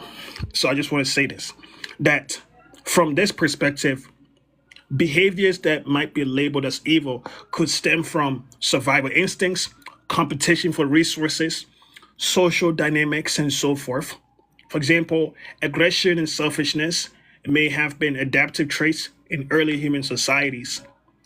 And then there's even moral humanistic psychology. Maslow of hierarchy of needs says that he argues that even when individuals' basic needs such as safety, love, and belonging are unmet, they resort to harmful behaviors. In this view, evil acts can be seen as a response to unmet needs. Without God, you're cooked. No, I'm just going to do a David Hume. David Hume, the atheist, the consistent atheist philosopher, is just going to say, because something is the case doesn't mean it ought be the case, right? So you can't get to an ought from an is. It doesn't logically follow. So that doesn't work. You're going to need God as a moral authority in your system, or you have no ethical system to speak of. Can you repeat what David Hume has to say? Because I think you're misquoting David Hume, brother. No, the is-ought fallacy comes from David Hume. So just because something is the case, it doesn't follow that it ought be the case. So you can't get an ought from an is, which is what you just attempted to do. You can't get an art from S, and even David Hume says that you can get an art from an S.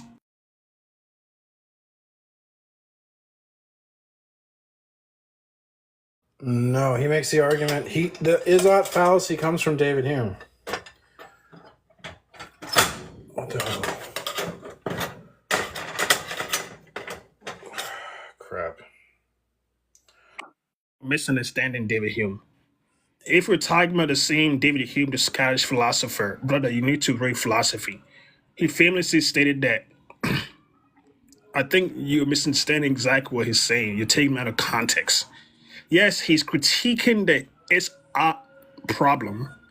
However, he's not inherently against the it's art problem. Okay? He's not inherently against it. Because what he's actually concerned about is the emotions as bridge. So while Hume argues that you cannot logically derive from S, he suggests that our feelings and sentiments can guide us from observation about the world to moral conclusions. Okay? So, for example, witnessing suffering may evoke feelings of compassion. This can lead to the conclusion that we ought to alleviate that suffering. Okay? So you are, and this is called moral sentimentalism. Philosophy 101. Brother, I am cooking you. What? David Hume said the is-ought fallacy comes from David Hume. So he wanted to just like naturalize epistemology. David Hume's answer to epistemology was just like to turn it into a science. And so what? Did he try to do the same thing with ethics? And you want to say like things are just like a habit of the mind or something? What's the question? Yeah.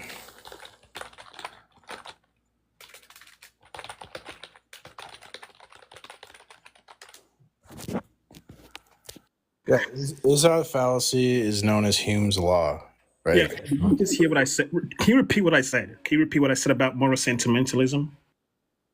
I wasn't really following. What were you saying? Oh, I feel like I'm speaking to the air. See, this is why we don't need God. We need to use our logic. Sometimes God can be like a cloud that, clouds our mind. I don't know if that's what it's doing to you, but let go of that so you can have a human-to-human interaction with me. Okay? Okay, let me start all over. I'm saying that Hume acknowledged that in moral sentimentalism, that he acknowledges that you cannot logically derive art from S. Okay. So moral sentimentalism. How is that going to get you out of the problem? That's just conceding that like there's no actual reality of evil. That's just how we feel. No. That's not what that is. What Yes, it is. what this is what I'm trying to propose this to you. So what I'm saying is this.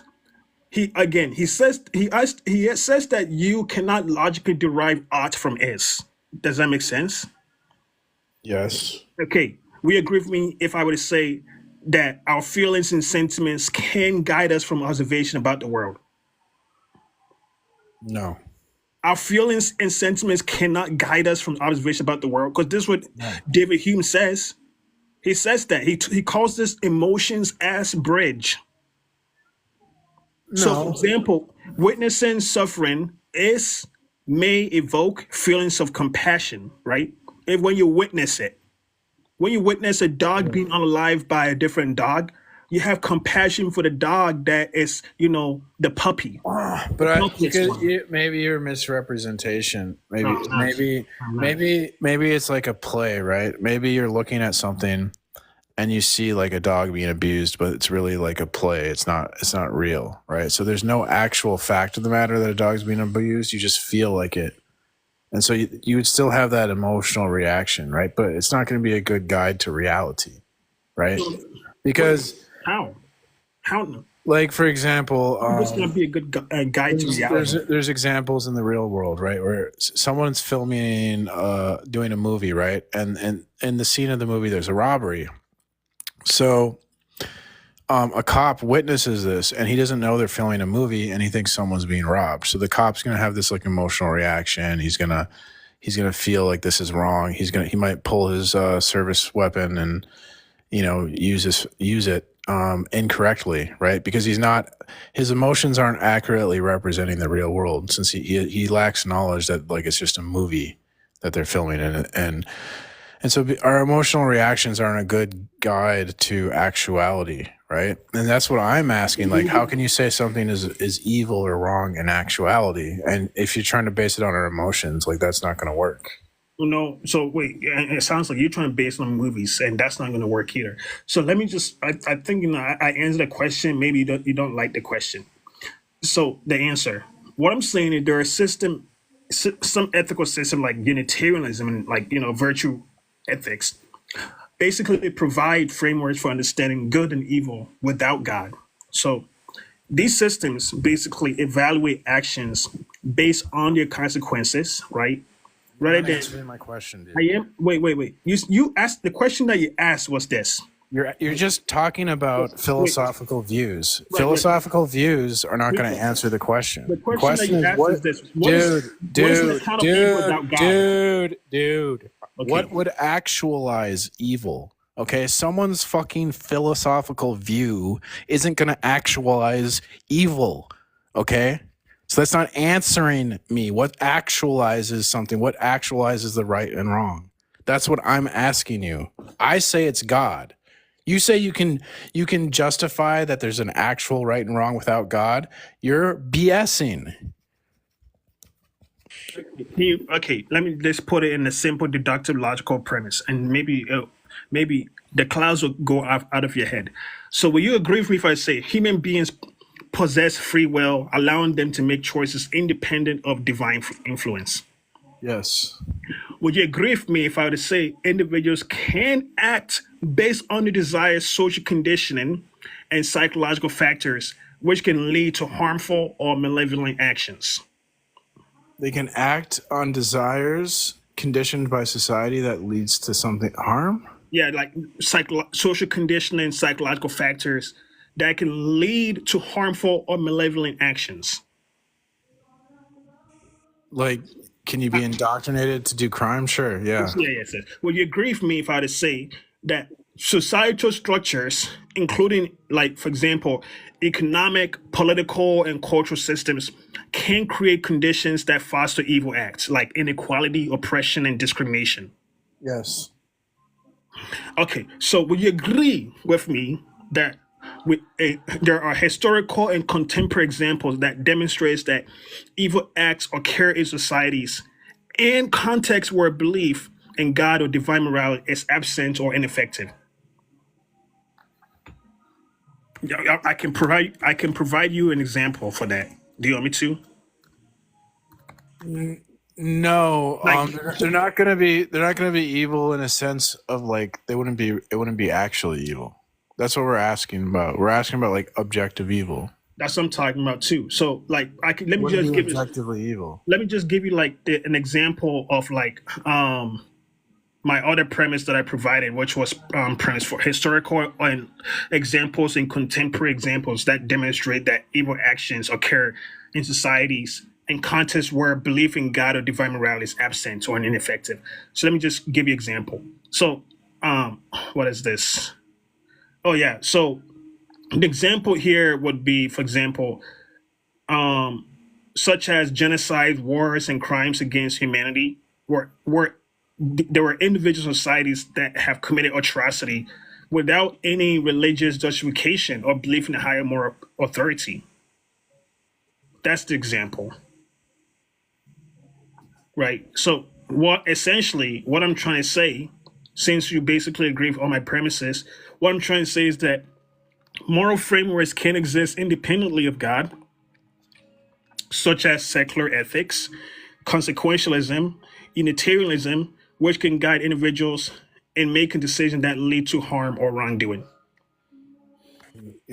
This is just not even addressing what I'm presenting to you. Your question was, what would actualize evil without God? That was the question. Yeah, and then you just kept referring to like, well, someone could be this ethical system or that ethical system. Why did you agree to all my premises? Bro, I'm cooking you. Okay, thanks for coming. Have a nice day. No, I love you. Hey, I'm actually Kunte, bro. It was like difficult to even understand what the guy was saying.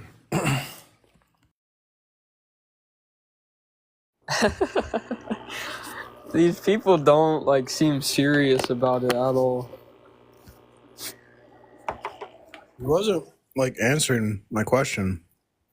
Talking about like, oh yeah, I understand that there are atheists who believe in objective morality, but like, can they defend that? That's the question. Like, who cares? Right. Who cares if someone has a philosophical view? Just because someone has a philosophical view, that doesn't prove anything. These people think they just go, oh, but some could have this philosophical view and some could have that philosophical view. Like, what are you talking about? I'm asking you what actualizes evil. A philosophical view doesn't actualize evil.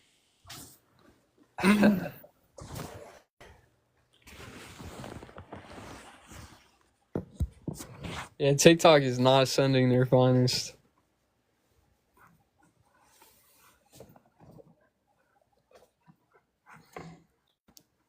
Hey, devil's advocate, why don't you come up?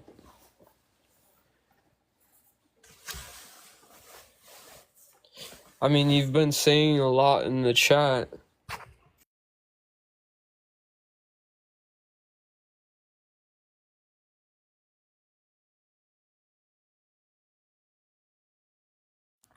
I'm trying to learn about ethics right now. I'm reading a book. It's here. It's saying here, moral rules and principles are not absolute or unbreakable because human nature is limited. Every system of morality, whether it's religious or philosophical, has to make adjustments for the realities of life. Strict rules often can't be followed exactly, so people, both regular folks and moral thinkers, find ways to adapt or soften them for practical use. If moral rules are too rigid, they become useless. Just intellectual exercises. For morality to have any value, it must be flexible enough to apply to real life situations, even if this means introducing some ambiguity or exceptions over time. Interesting. But then the atheists want to argue that morality has to be consistent over time.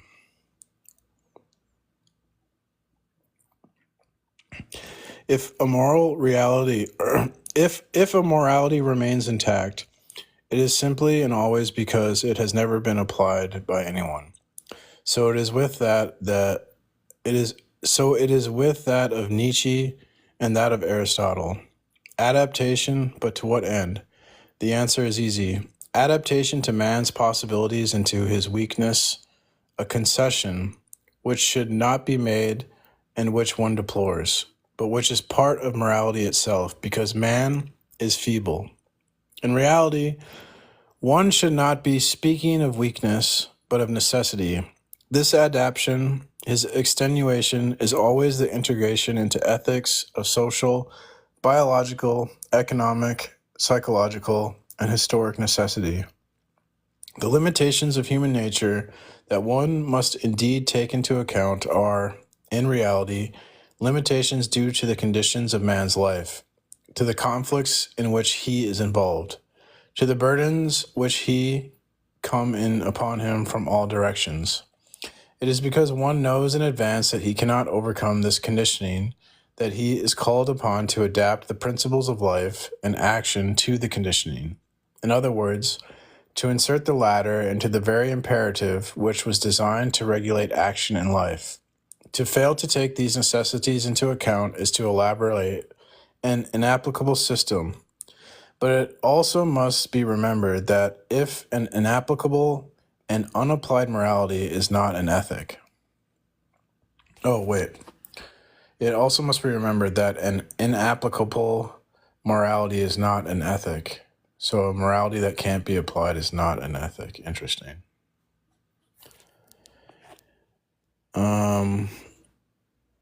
The fixing of pure values in and of themselves, contemplated but not lived, can be a metaphysical endeavor, but it is never the work of a moralist.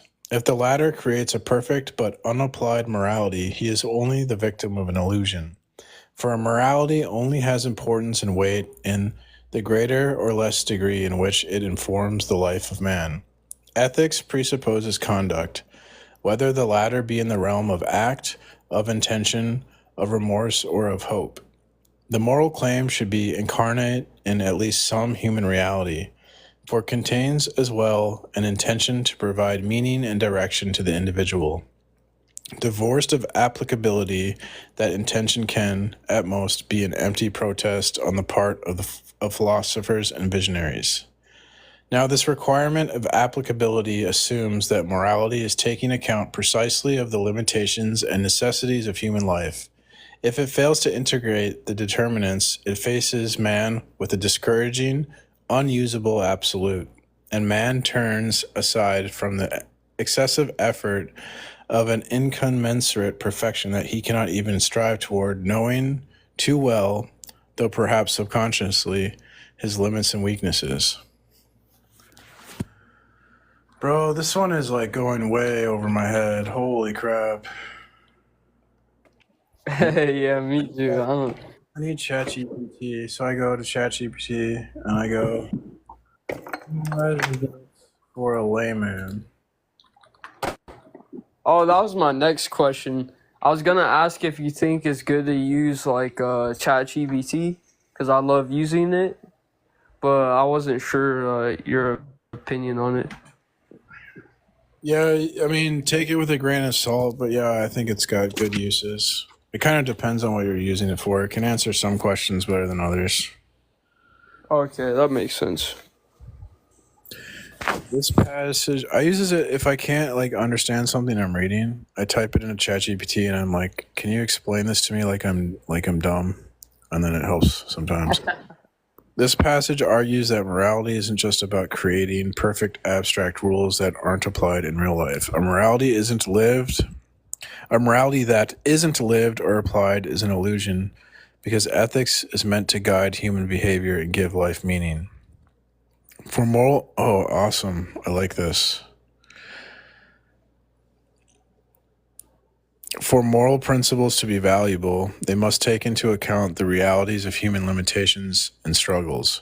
If morality sets unrealistic standards, people will abandon it because they know consciously or subconsciously that they can't live up to perfection. Oh, this is kind of like what the Jews did. Morality must be practical and relatable, or it becomes irrelevant. Interesting. In the same line of consideration is the fact that in all morality, necessity tends more or less to become justification. At first sight, such a thought seems scandalous. Are not the good and virtue precisely a rejection of necessity? Do they not say that we should obey justice and not determinism? And that to drift with the tide is not a moral act? And yet every morality, in accepting man's conditioning, and it cannot do otherwise, turns this conditioning into a justifying value. Is it conditioning by work? The work becomes a justifying value. So likewise, for example, one's native land, education, science.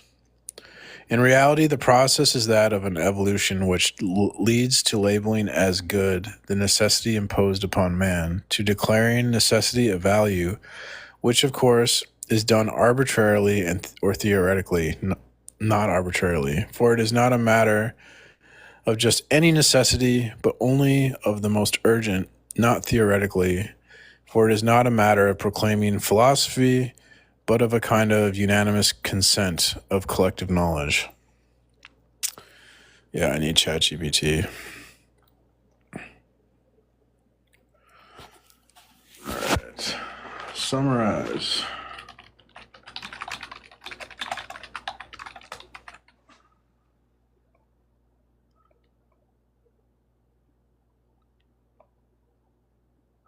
Oh crap, I was gonna do a video where I debate ChatGPT. That's gonna be funny. Yeah, that would be cool. I've been seeing that. I've been seeing that on YouTube a lot recently. No way, really? I thought I came up with that idea. This passage says that in all moral systems, things are necessity for life, like work, education, or our homeland, often get treated as good simply because they are necessary. At first, this might seem wrong because we usually think morality is about choosing what's right, not just going along with what life forces on us. But since morality has to accept the realities of human life, it ends up justifying these necessities as valuable.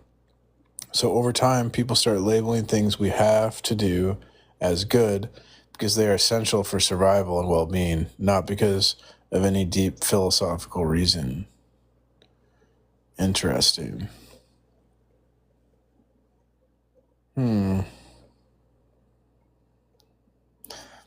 So then what's necessary for life seems to be associated with good. Like, because cops are necessary to prevent crime, then cops are good.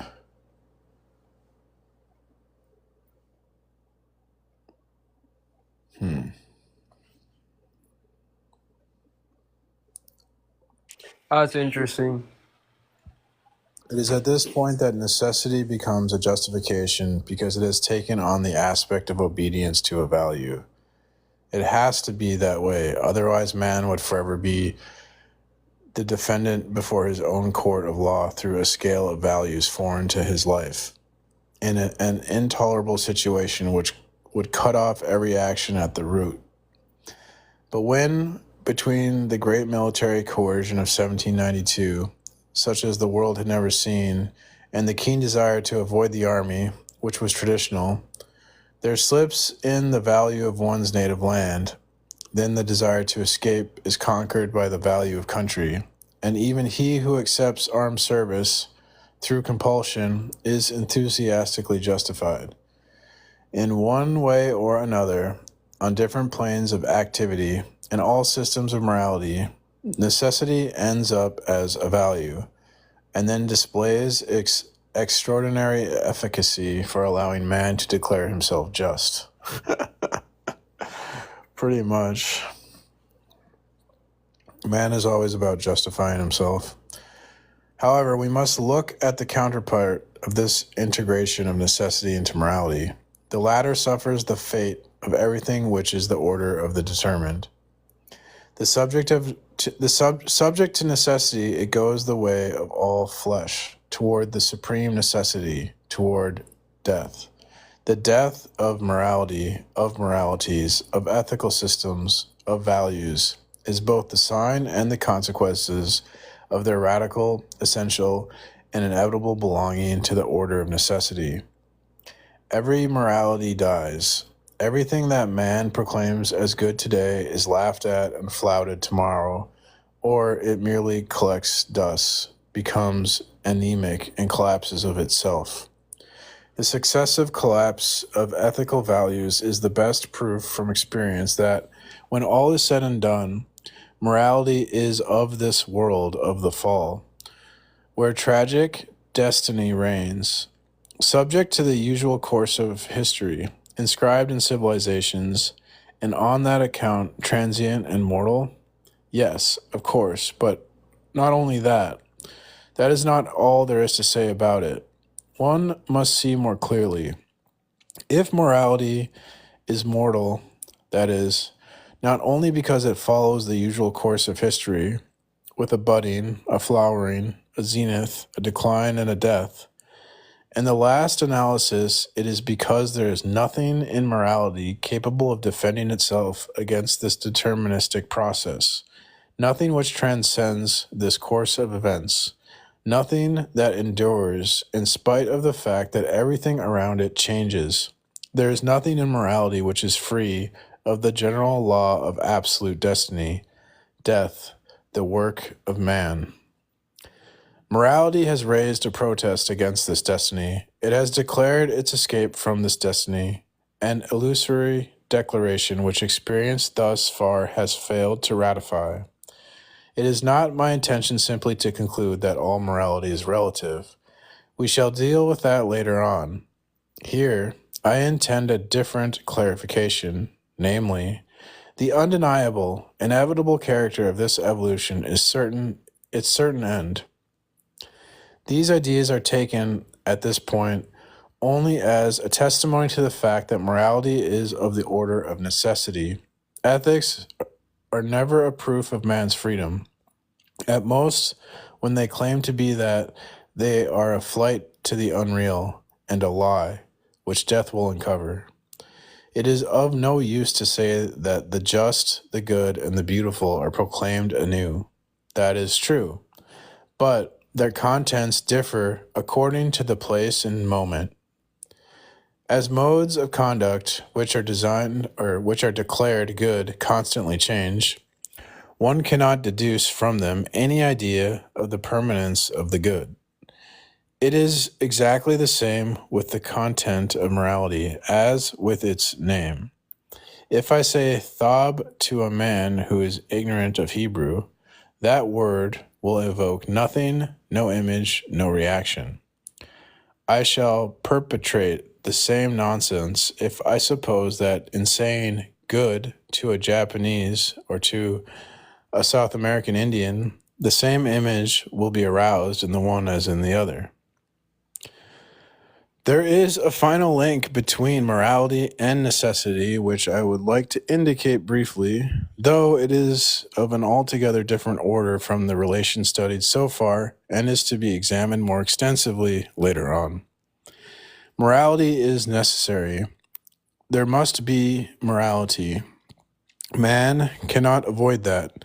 It is part of the condition of the fall. Now endowed with the power to define good and evil, to elaborate it, to know it, and to pretend to obey it, man can no longer renounce this power which he has purchased so dearly. He must exercise it.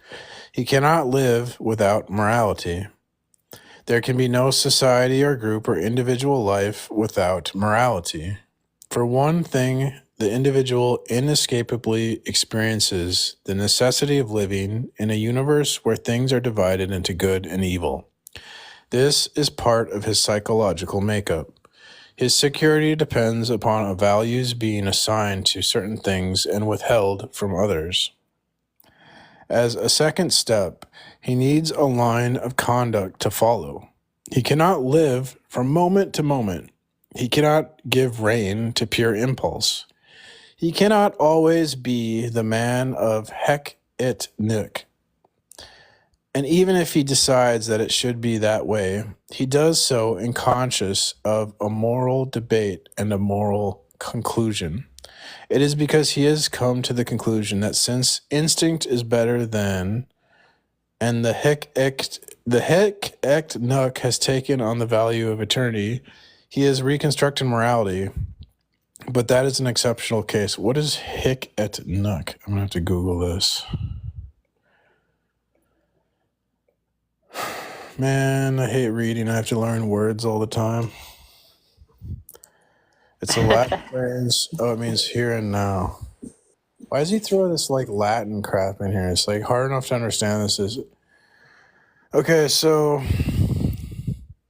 he cannot live from moment to moment. He cannot give rein to pure impulse. He cannot always be the man of here and now. And even if he decides that he should be that way, he does so unconscious of a moral debate and a moral conclusion.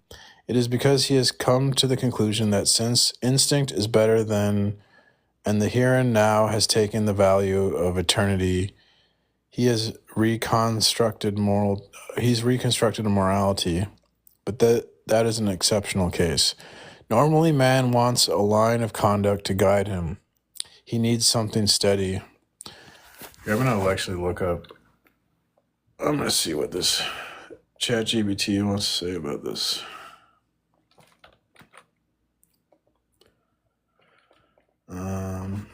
Summarize this like I'm a layman.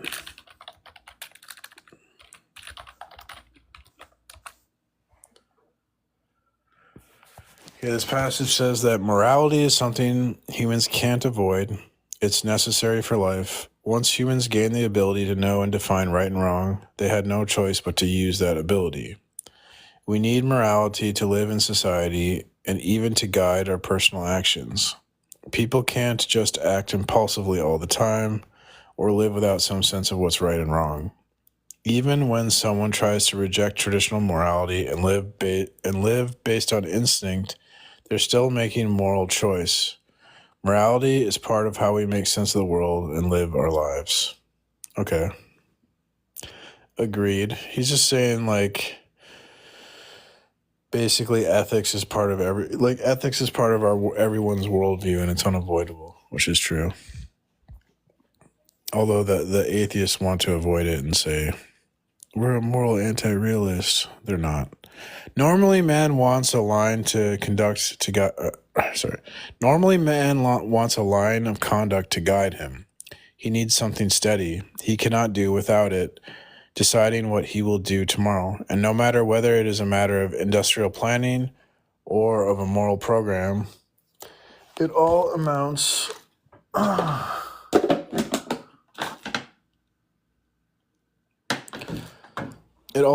to the same thing. There is a choice of action to be made on the ground that it is an action which is considered good. This decision is on the individual level, and morality can also be individual.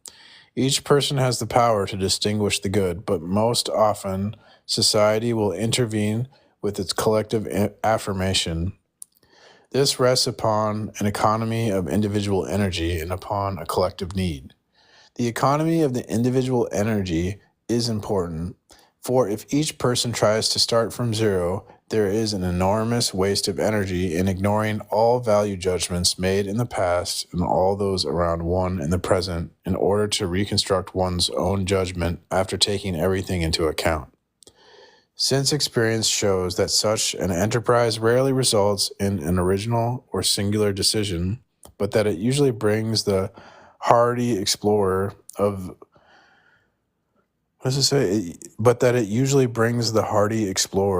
the spirit back to well-worn paths and proved values. It is obvious that this waste of energy is not profitable. Collective wisdom does everything to avoid it, going in the direction of individual laziness. The individual's enterprise is massive and very risky, for a man's whole life could be consumed in it, and for such a predictably slight result. This is the more true if society distrusts the result which fails to confirm. So he's saying that we can try to construct our own morality as an individual, but it'll be a waste of energy, and we'll find that we just end up in the same paths that the collective people have already gone down. Society can only exist when there is a sufficient loyalty of individual behavior, when all call the same things good and the same things evil, also when a person can expect or hope that others will act in such and such a way. No social relationship is possible if there is no valid prediction of the other person's behavior. Now it is precisely the collective morality, the common scale of values, which makes possible an identical judgment of things, and this prediction of other person's behavior. Social life is literally impossible if it is not paired with a morality which is social in its origins and implications, but individual in its application. That is why the greatest scandal against which a society defends itself with the most complete energy is the attack against common values, which, like its language, makes all mutual understanding and cooperation possible. Providing a morality for the average individual who is satisfied with the strong and practical equipment, society can expect obedience from him. Individual as well as social necessity is satisfied. No society, any more than any man, can do without morality. The latter is itself a necessity.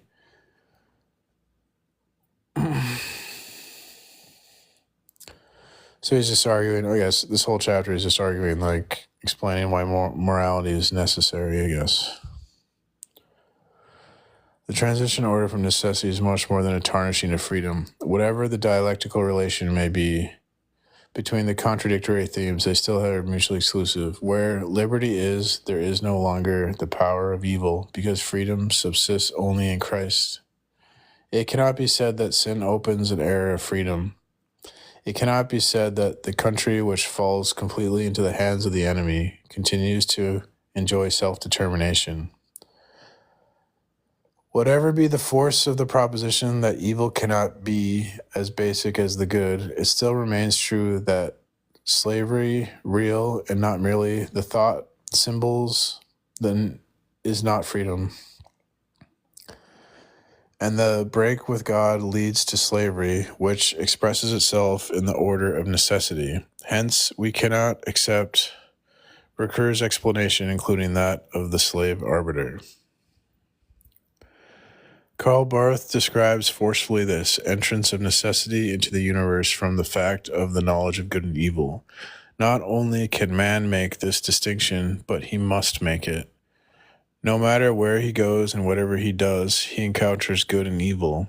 From all sides, the reasons for acting and for not acting, the commands and the prohibitions swamp him.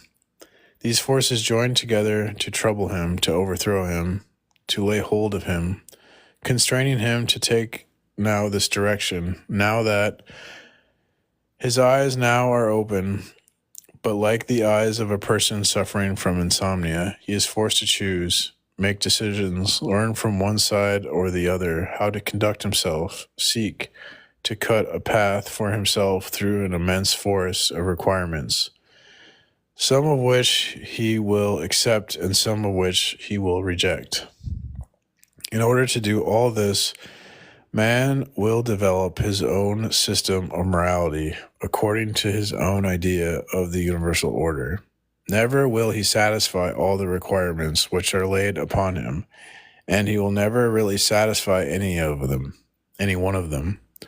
Such is the similarity to God, which befits the impious, the godless Adam, man who did not want to begin by satisfying God. In turning against God, man has been given over like a hunted animal to the dogs, to the requirements which the world, life, men exploit against him, which can never cease to level at himself.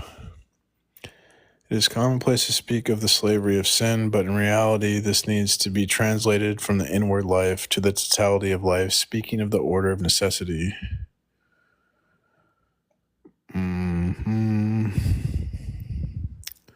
spite of the increase of awareness on the part of science, the existence of determinants in human life, the metaphysicians, moralists, and theologians persist in maintaining the freedom of man as a datum, as a fact of nature. They affirm it as a presupposition in the face of every observation and demonstration. Generally, moreover, the question is asked at the level of problems of conduct and of ethics. In Catholic circles, this is expressed, for example, by the formula, man is free in the image of God, as though there were no difference between man as he was created and man as he is now. But immediately one finds it necessary to introduce numerous distinctions, for one is forced to observe that this freedom does not exist. Then begins a whole casuistry. This begins a whole sophistry on the troubles of freedom, from which, after all is said and done, no one ever emerges. For example, Bergson, hereafter cited as two sources, in spite of his greatness on ethics of Kant, is a special illustration of his belonging of ethics to the order of necessity by absolutizing of the law and by its impersonality. Blah, blah, blah. The double morality is the next chapter. The double morality, what the hell does that mean?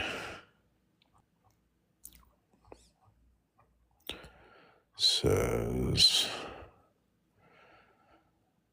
oh my god, this chapter is massive. What?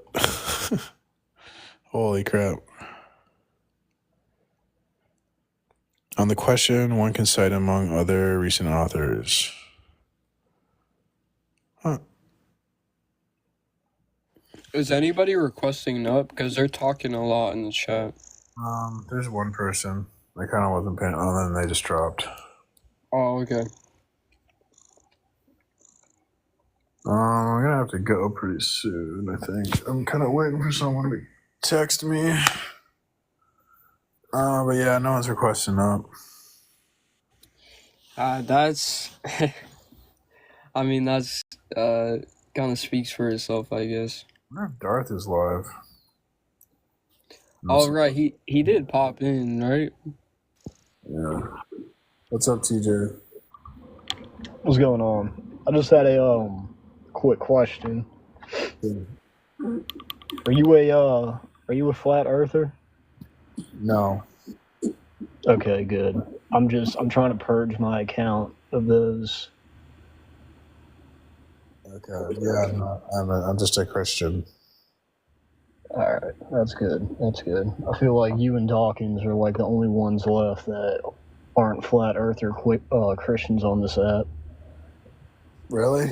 I heard Q-Top was a flat earther. Yeah, bro, he's fucking nuts, man. I've had a long debate with him. They're following this one account, this dude Caleb FE. He's got like a cult-like following, and I feel like he's been pretty instrumental in turning all the Christians on this app to flat earther. I tried to explain to Q-Top. I was like, that whole flat earth rhetoric is pretty detrimental to the Christian faith. Like, it delegitimizes it, and he just went off on a tangent and blocked me. So yeah, I agree with you. Like, the whole point of flat Earth, like, it's almost like a weapon because anything associated with it is like discredited. So. Yeah, and you go to any Christian account that hosts lives, for the most part, they're flat earthers. So I try not to find out who they are and block them.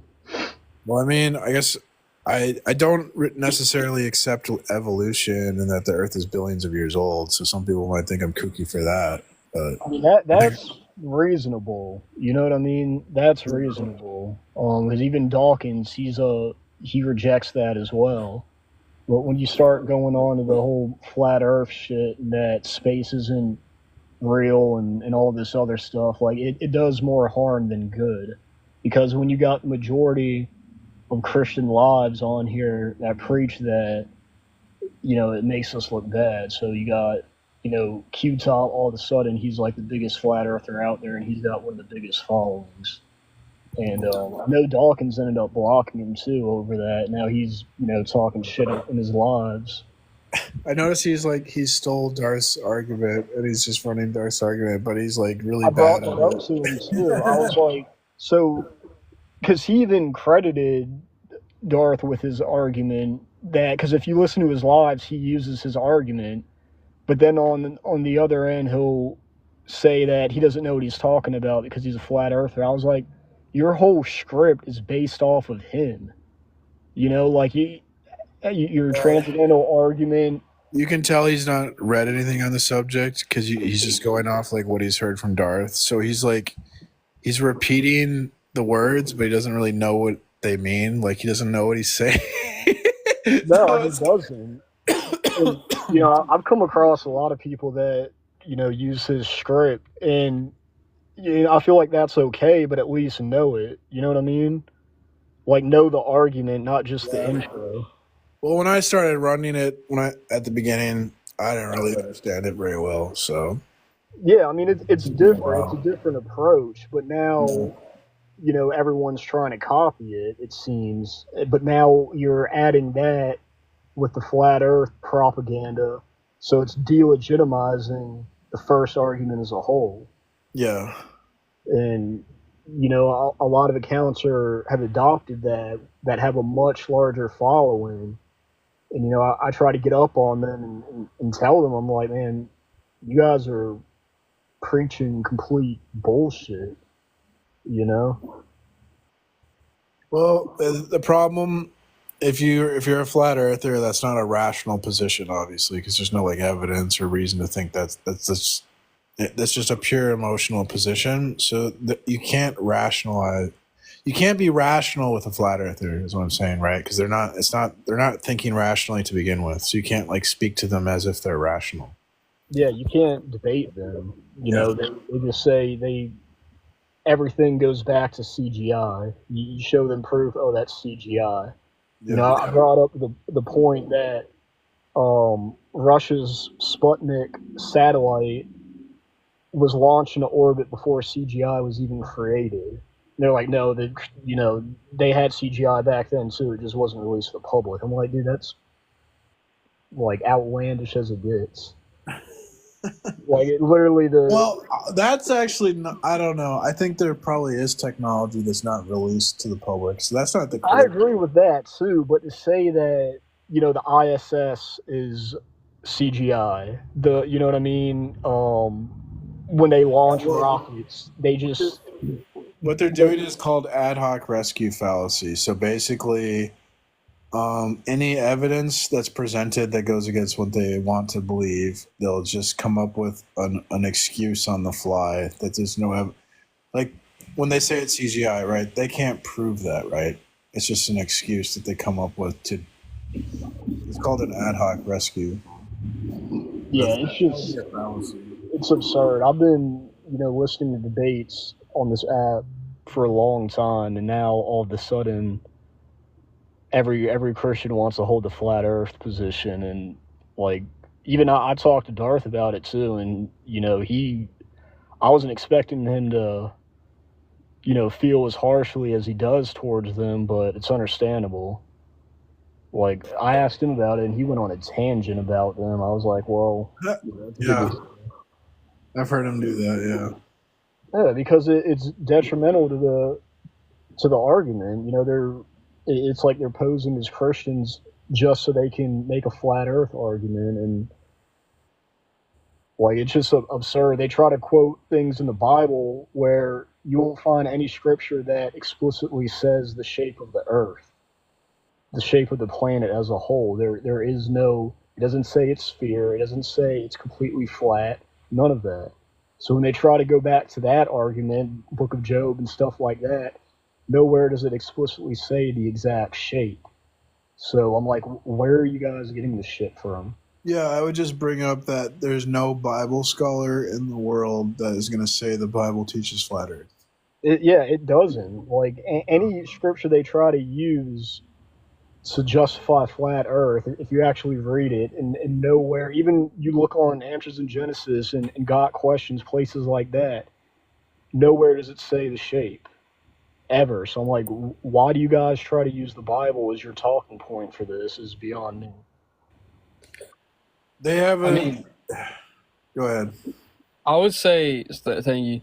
I would say that if anything, Scripture goes in our favor because there's a verse that states, it says like God sits on the top of the round.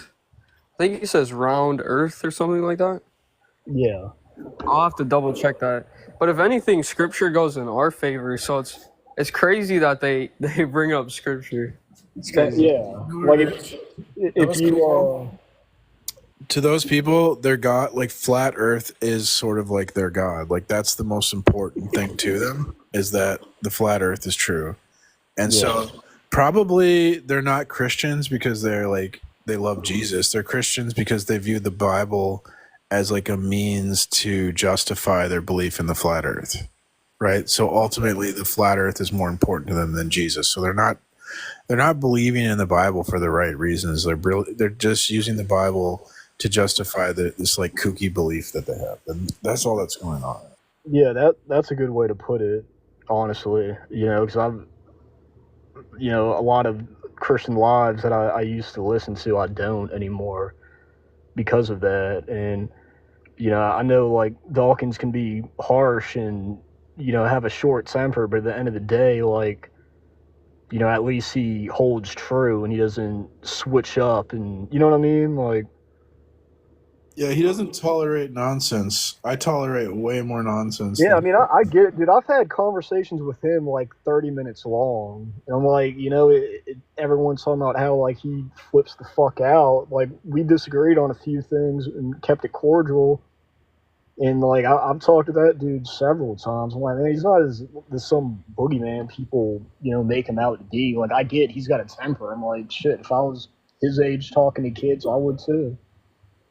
Right, I don't see like why people judge him because he wants to conduct conversations the way he wants to. Like, no one's forced to talk to him, and you don't have to listen to him. You can always just like change the channel, pretend he doesn't exist. It's not. Yeah, well, they know that he's got a short fuse too, and that's Yeah. what they like.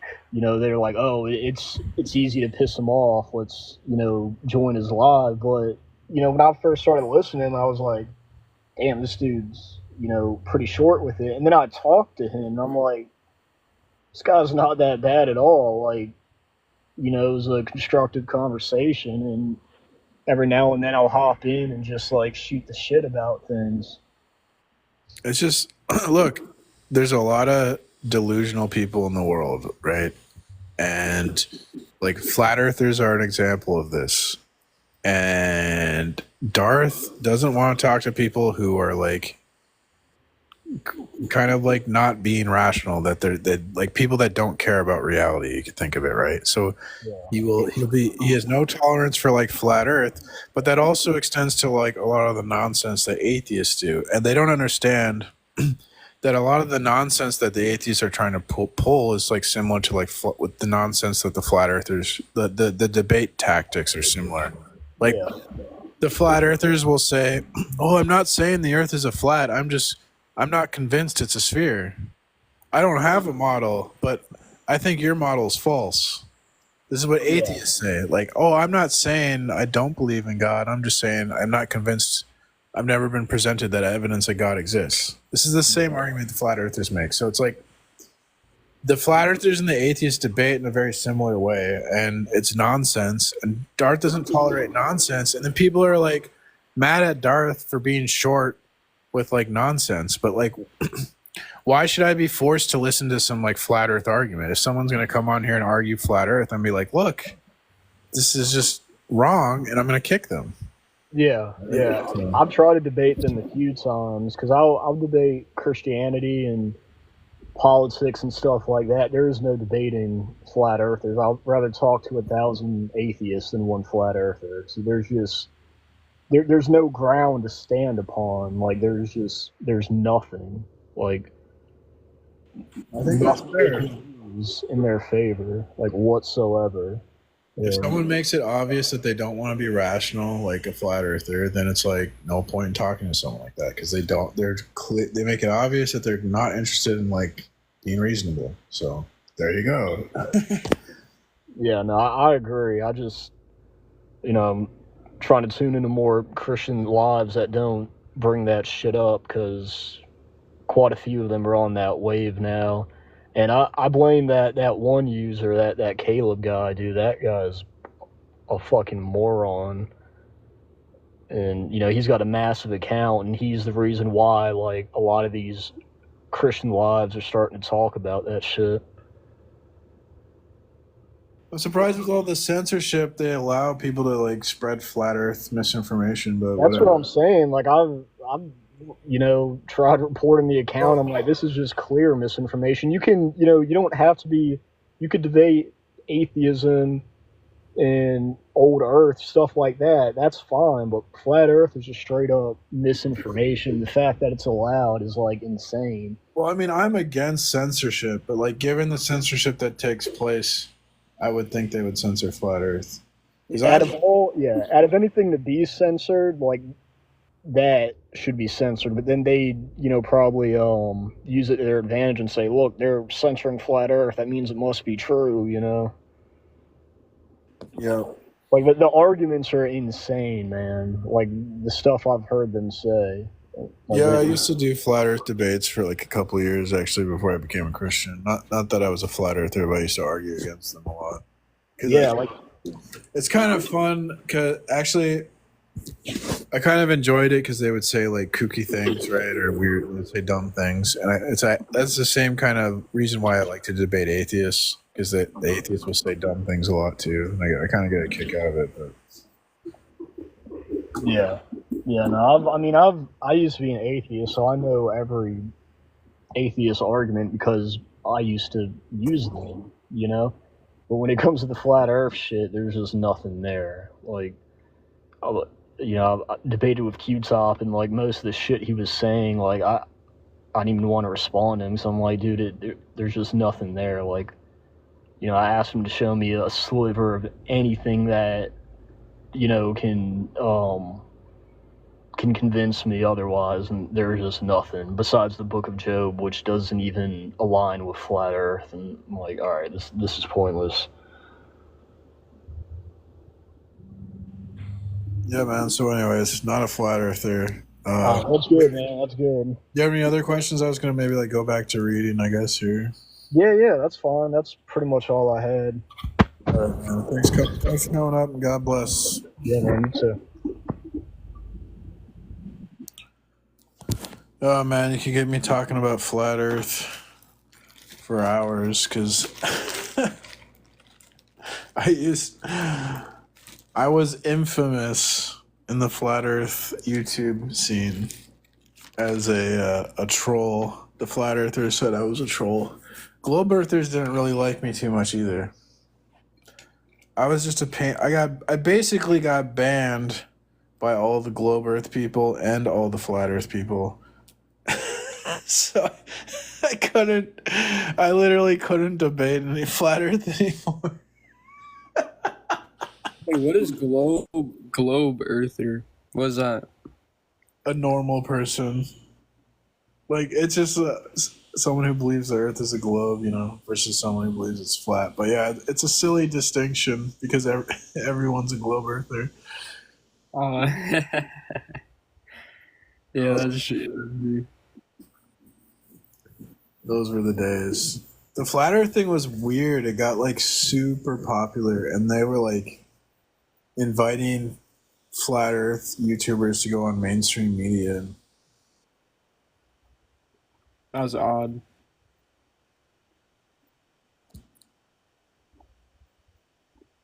Yeah, there's like a YouTube channel that tries to prove flat Earth like 24/7, something like that. Yeah, that's a Discord.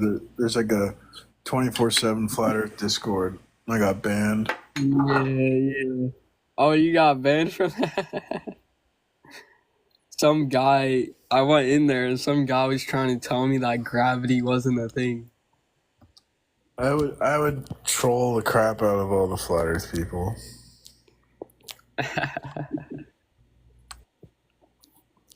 and the people that were obsessed with it on the globe side were pretty weird too. I told them as well. Welcome guest. So why do you think there's a God that exists, and what God exists? Well, I'm a Christian, and I think there's an objective proof for God. And your objective proof, besides transcendental argument, the tag argument, what proof do you have for God? Well, that would be the proof. I don't think you could prove it without that. Well, because your argument is self-defeat and is a circular argument. Where's the circular? Like the conclusions in the premise? Well, you're saying that God exists because God must exist. No, I'm saying that there's a relationship between God and facts, that if facts exist, then God exists. Okay, what facts prove that God exists? All facts, because God's necessary for facts. So all facts. So you agree that the earth is round? Yes. Okay, and you agree that the Bible says the earth is flat, though. So those two things contradict each other. Where do you get I agree with that? Where did you get that? God talks many places in the Bible. How about the firmament? The earth doesn't move. The Joshua 10, where the sun stands still, indicates it. The earth has four corners. There's no Bible scholar on the flat earth. You don't need no. We're not talking Bible scholar. We're talking about your Bible. Your Bible says what it says. You don't need a scholar. It says what it says, right? You need a scholar because we can't do an eisegesis. We have to do exegesis.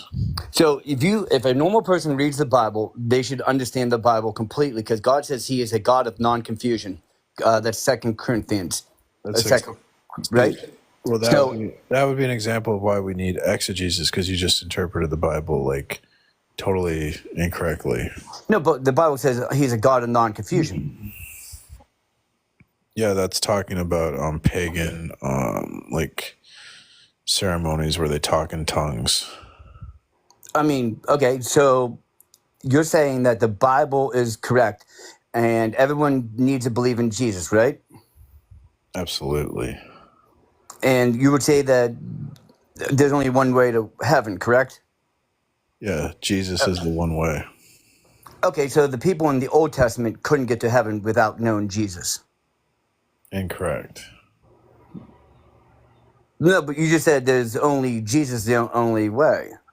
Well, you wouldn't have to like know him, right? Because like that would mean that like a person born on an island who never knew about Christianity, they wouldn't be able to get to heaven, right? But it doesn't work like that. No, you just said the only way for him to get that person to get to heaven is to know Jesus. No, it's because Jesus, through his atonement, he paid the ransom for our debt on what he did on the cross. Now we can have a relationship with God. That includes everyone, even people before Jesus. Well, that means the sacrifice of animals were pointless. And if that's true, then why didn't 1 Peter chapter 3, Jesus go to hell and release the people from the Old Testament from hell? I don't know the answer to that.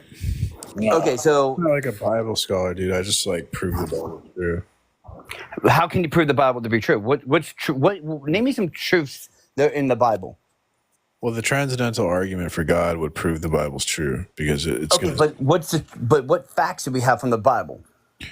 So, like, the Bible's going to tell us where we come from, who we are, what the world is, and like how us and the world are related to each other, right? And that knowledge is like going to be necessary to have evidence in the first place as like a foundation. If you don't know those things, you couldn't make sense of anything. You couldn't interpret reality correctly.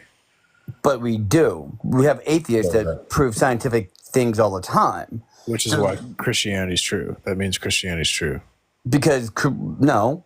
Yes. No, your argument is that God is true, exists. My argument is that because we prove things are true with like science, that can only be the case if the claims of the Bible are true. Why your Bible? What there's Zoroastrianism that was 1,000 years before Christianity. There's Hinduism, et cetera, et cetera.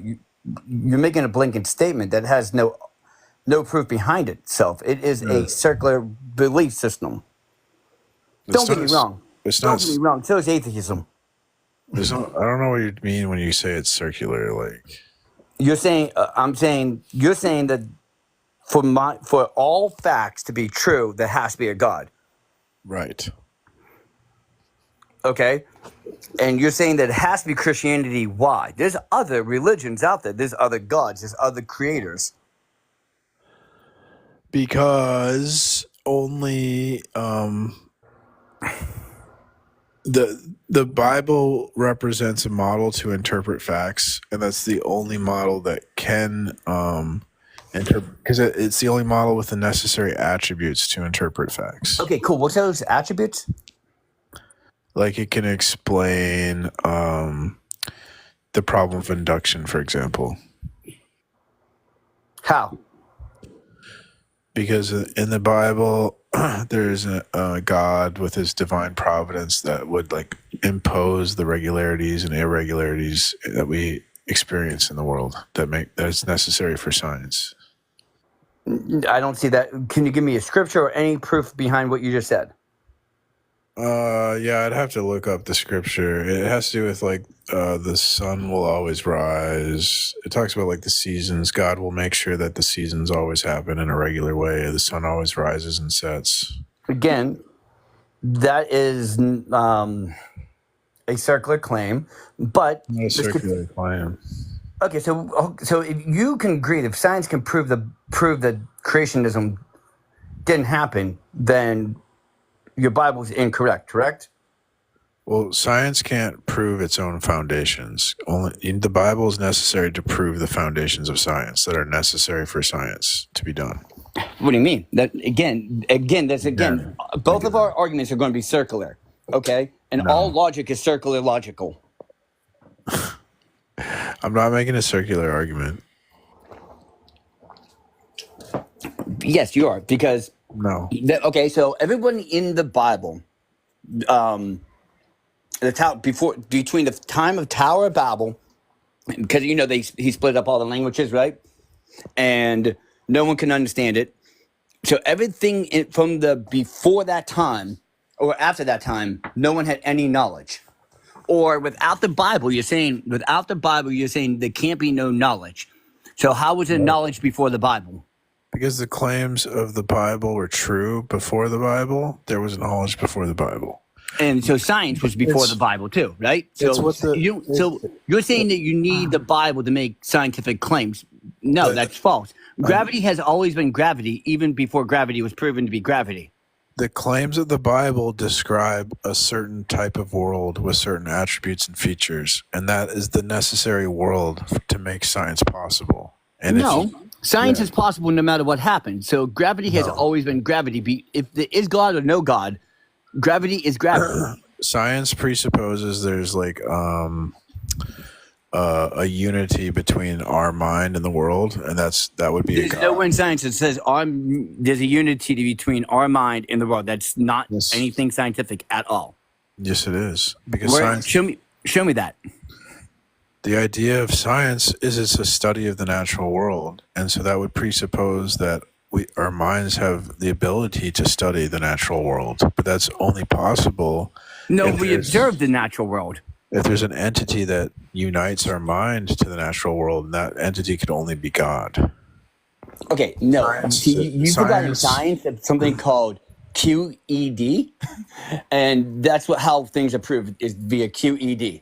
So this is where Christianity I'm not talking about how things are proved in science. I'm talking about what's necessary for science to be possible. It's a theistic concept. You're saying that God has to make science is possible because of God. Yeah, atheism would. If atheism was true, science would be impossible, and so that can't be true because but it is science true, is possible. Science is possible. Hey, where did he go? He left. Because science is possible, then atheism can't be true, because atheism would mean science is impossible. No. Yes. You have to be able to prove that God exists. Which you can't prove. If we can agree that no one can prove God exists or doesn't exist. I can only prove to you that science is real, and we don't need anything to act upon it. We already know this to be true. We already know that we know for a fact that we weren't created in 7 days, or how the Bible says we were created. You're ignoring, because I presented to you is that the claims of the Bible are necessarily true for us to be able to do science. That's what I presented to you, and you've ignored. So your argument is we can't do science if the Bible is false. Correct. Right? Correct. So you're stating the Bible has to be true to do science. Why does the Bible, your Bible, out of the 3,000 belief systems, it has to be yours? You're logical. Because since science can't justify that science is true, science needs a foundation to justify. Like, why does science have to justify anything? Science is science. Like, we know gravity exists because it exists. Like, gravity did not exist before the Bible. So you're thinking that everybody was floating before the Bible? No. Science is going to require there to be regularity in the world to do experiments and get repeatable results. No. We have scientific ways to do things before. So we know that because A is A and B is B, that C is C. Like, we don't need to. So you're saying we have to explain all things in science. No. Science cannot explain all things. Like the scientific theory does not stand. The scientific theory is not in the Bible, okay? So God has nothing to do with science. Like, Christians always try to force God into science. God is the thing that limits A so that it stays A. How do you know A would stay as A if nothing's limiting it? Couldn't it become B or C? What would stop it from becoming B or C? That is a philosophy question, not a standard of science question. Bingo. And if it's the case that A could become B or C, then how could you do science? We could do science, because if you deleted all the science material and all the biblical material, and we had to come back up with the equations of gravity and scientific stuff, it would all come back together. The Bible would not. The Bible would just slowly disappear. The reason we have 3,000 different religions, and then inside of Christianity, you have so many denominations, is because you need all these specialty people who try to interpret the Bible, and they can't. Because God had a way back before the Tower of Babel with a singular language. Instead, he splits everyone up, makes people speak different languages, and only write the Bible in 2 languages. If your God is all knowing, all powerful, and is all truth, he would not make the truth that not all people can understand. You wouldn't have to need an expert to understand his words. To do a scientific experiment, you're going to need an independent and a dependent variable, okay? And for that... A control. Yes. For that experiment to be repeatable, the variables would have to retain their identity over time. And they do. Doesn't need a God or anything to hold it in place. You're preserving that. You're making that up because you want to. What would limit the variable to maintain the same properties over time so that you could repeat a scientific experiment? We know because it has done it. Now, what limits it? What limits the variable? Why would a variable need a limit? That's if there's no limit on the variable, then the variable would have no limit. I think you're confusing. Okay, variable is something that is changing. That's what a variable does. A control group is what you're talking about. The variable. Control group. The control group is a control group because it doesn't change, and you don't need something to hold upon and a dependent variable, and it has to be the same. The variable has to maintain the same identity to make the experiment be repeatable. Because look, the reason we know it doesn't change is we take the control group and we test it over and over and over again, and we have proven that item or that theory to be true. Example would be the Big Bang. We can reproduce the Big Bang in the hydrogen. I cannot speak today. If a variable has no limit, then it has no limit. Would you agree? If a variable has no limit, that's the definition of a variable. You're definitely confusing variable and control. Thanks for coming. I wish you well. I mean, I do got a degree in...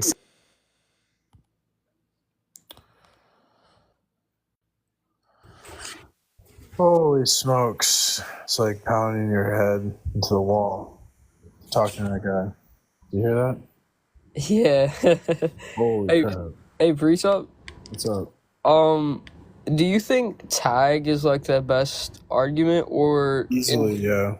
Okay, or is like contingency a good argument? If we're talking about logical arguments, it has to be precept. It has to be tag. The other arguments are fallacious. Okay. If you want to be persuasive, since I've noticed that atheists don't care about logic, I think if you want to persuade an atheist, you should probably make some emotional appeal, because I think they are atheists. It's like they have emotional damage from religion. Perhaps they were like raised in a cult or something. It seems like they have some emotional damage. So I think if you want to persuade them, go with an emotional argument. And if you just want to prove Christianity is true, go with the tag or presuppositional argument. Okay. Cause I don't have the objective proof yet. Yeah. And I've been just kind of like wondering if there's any other type of arguments that are just as good, but I guess not. I guess not. Do you know how to look for PDFs online? Yeah. You should. I mean, you should. I don't know. There's maybe you could find a Bonson PDF, a book, or a Van Til PDF. I'm sure of something to read. Oh yeah, Darth sent me a bunch of PDFs. Oh, he did. Okay. Should I look at like the apologetics books? I'd look at there's some Bonson book like pushing the I look at Greg Bonson, pushing the antithesis maybe. I'd start with I'd read Bonson at first. I think that's probably the easiest. Okay.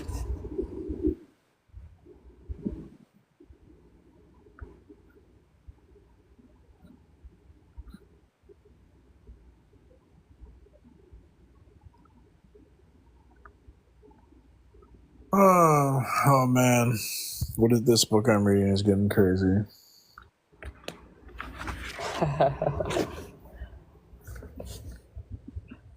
Yeah, that's the ethics book that you're talking about, right? Yeah. Okay, so the double morality. From everything we have just said, we conclude that morality is not derived from a knowledge of the will of God. The good which morality acquaints us with is not the same thing as God's will. So I think he does believe that the good is the will of God, but I guess he's saying that we create a fake morality because we're in the fallen world. That's what he's saying. The second error stems from the idea that since the lordship of Christ is exercised in the church and in the world according to the well-known symbol of the two circles, the difference between the two domains is thus only relative. It is then supposed that morality made by man to meet the problems of the world also comes from God. As long as the Christian faith has nothing in particular to say in that area. So granted that Christianity has nothing specific to say about economic and political problems, one must depend upon those human solutions which are the most valid. But here again, one is forgetting that the criterion valid, not valid, can never consist in superimposing Christian morality or the requirements of faith on the world's morality in order to find points of agreement. For to do that is to suppose that human morality and God's will are two dimensions of the same nature, which is not only contrary to biblical revelation, but also empties the incarnation of all meaning.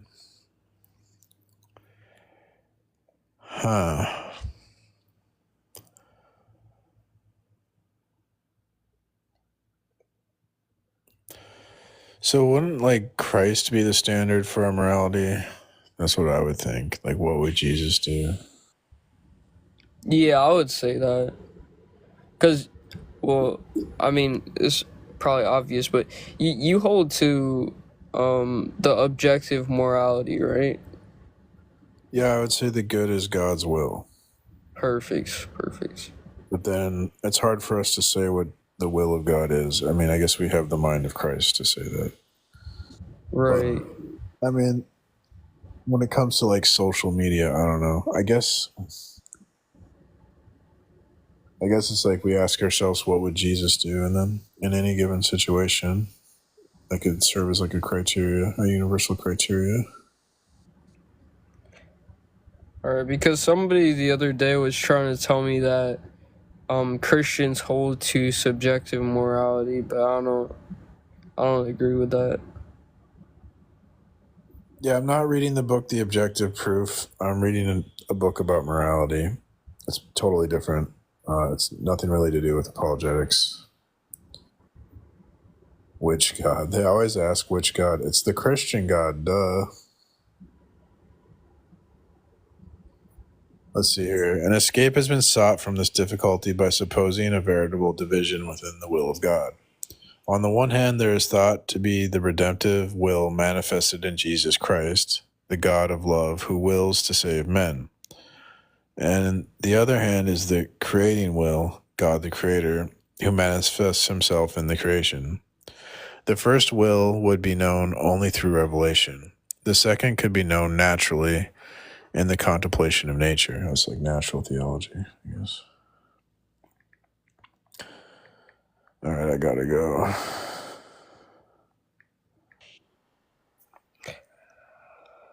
All right. Thanks for coming by, man. Oh, yeah, of course. Have a good day. Good night. You too. God bless you, bro. God bless.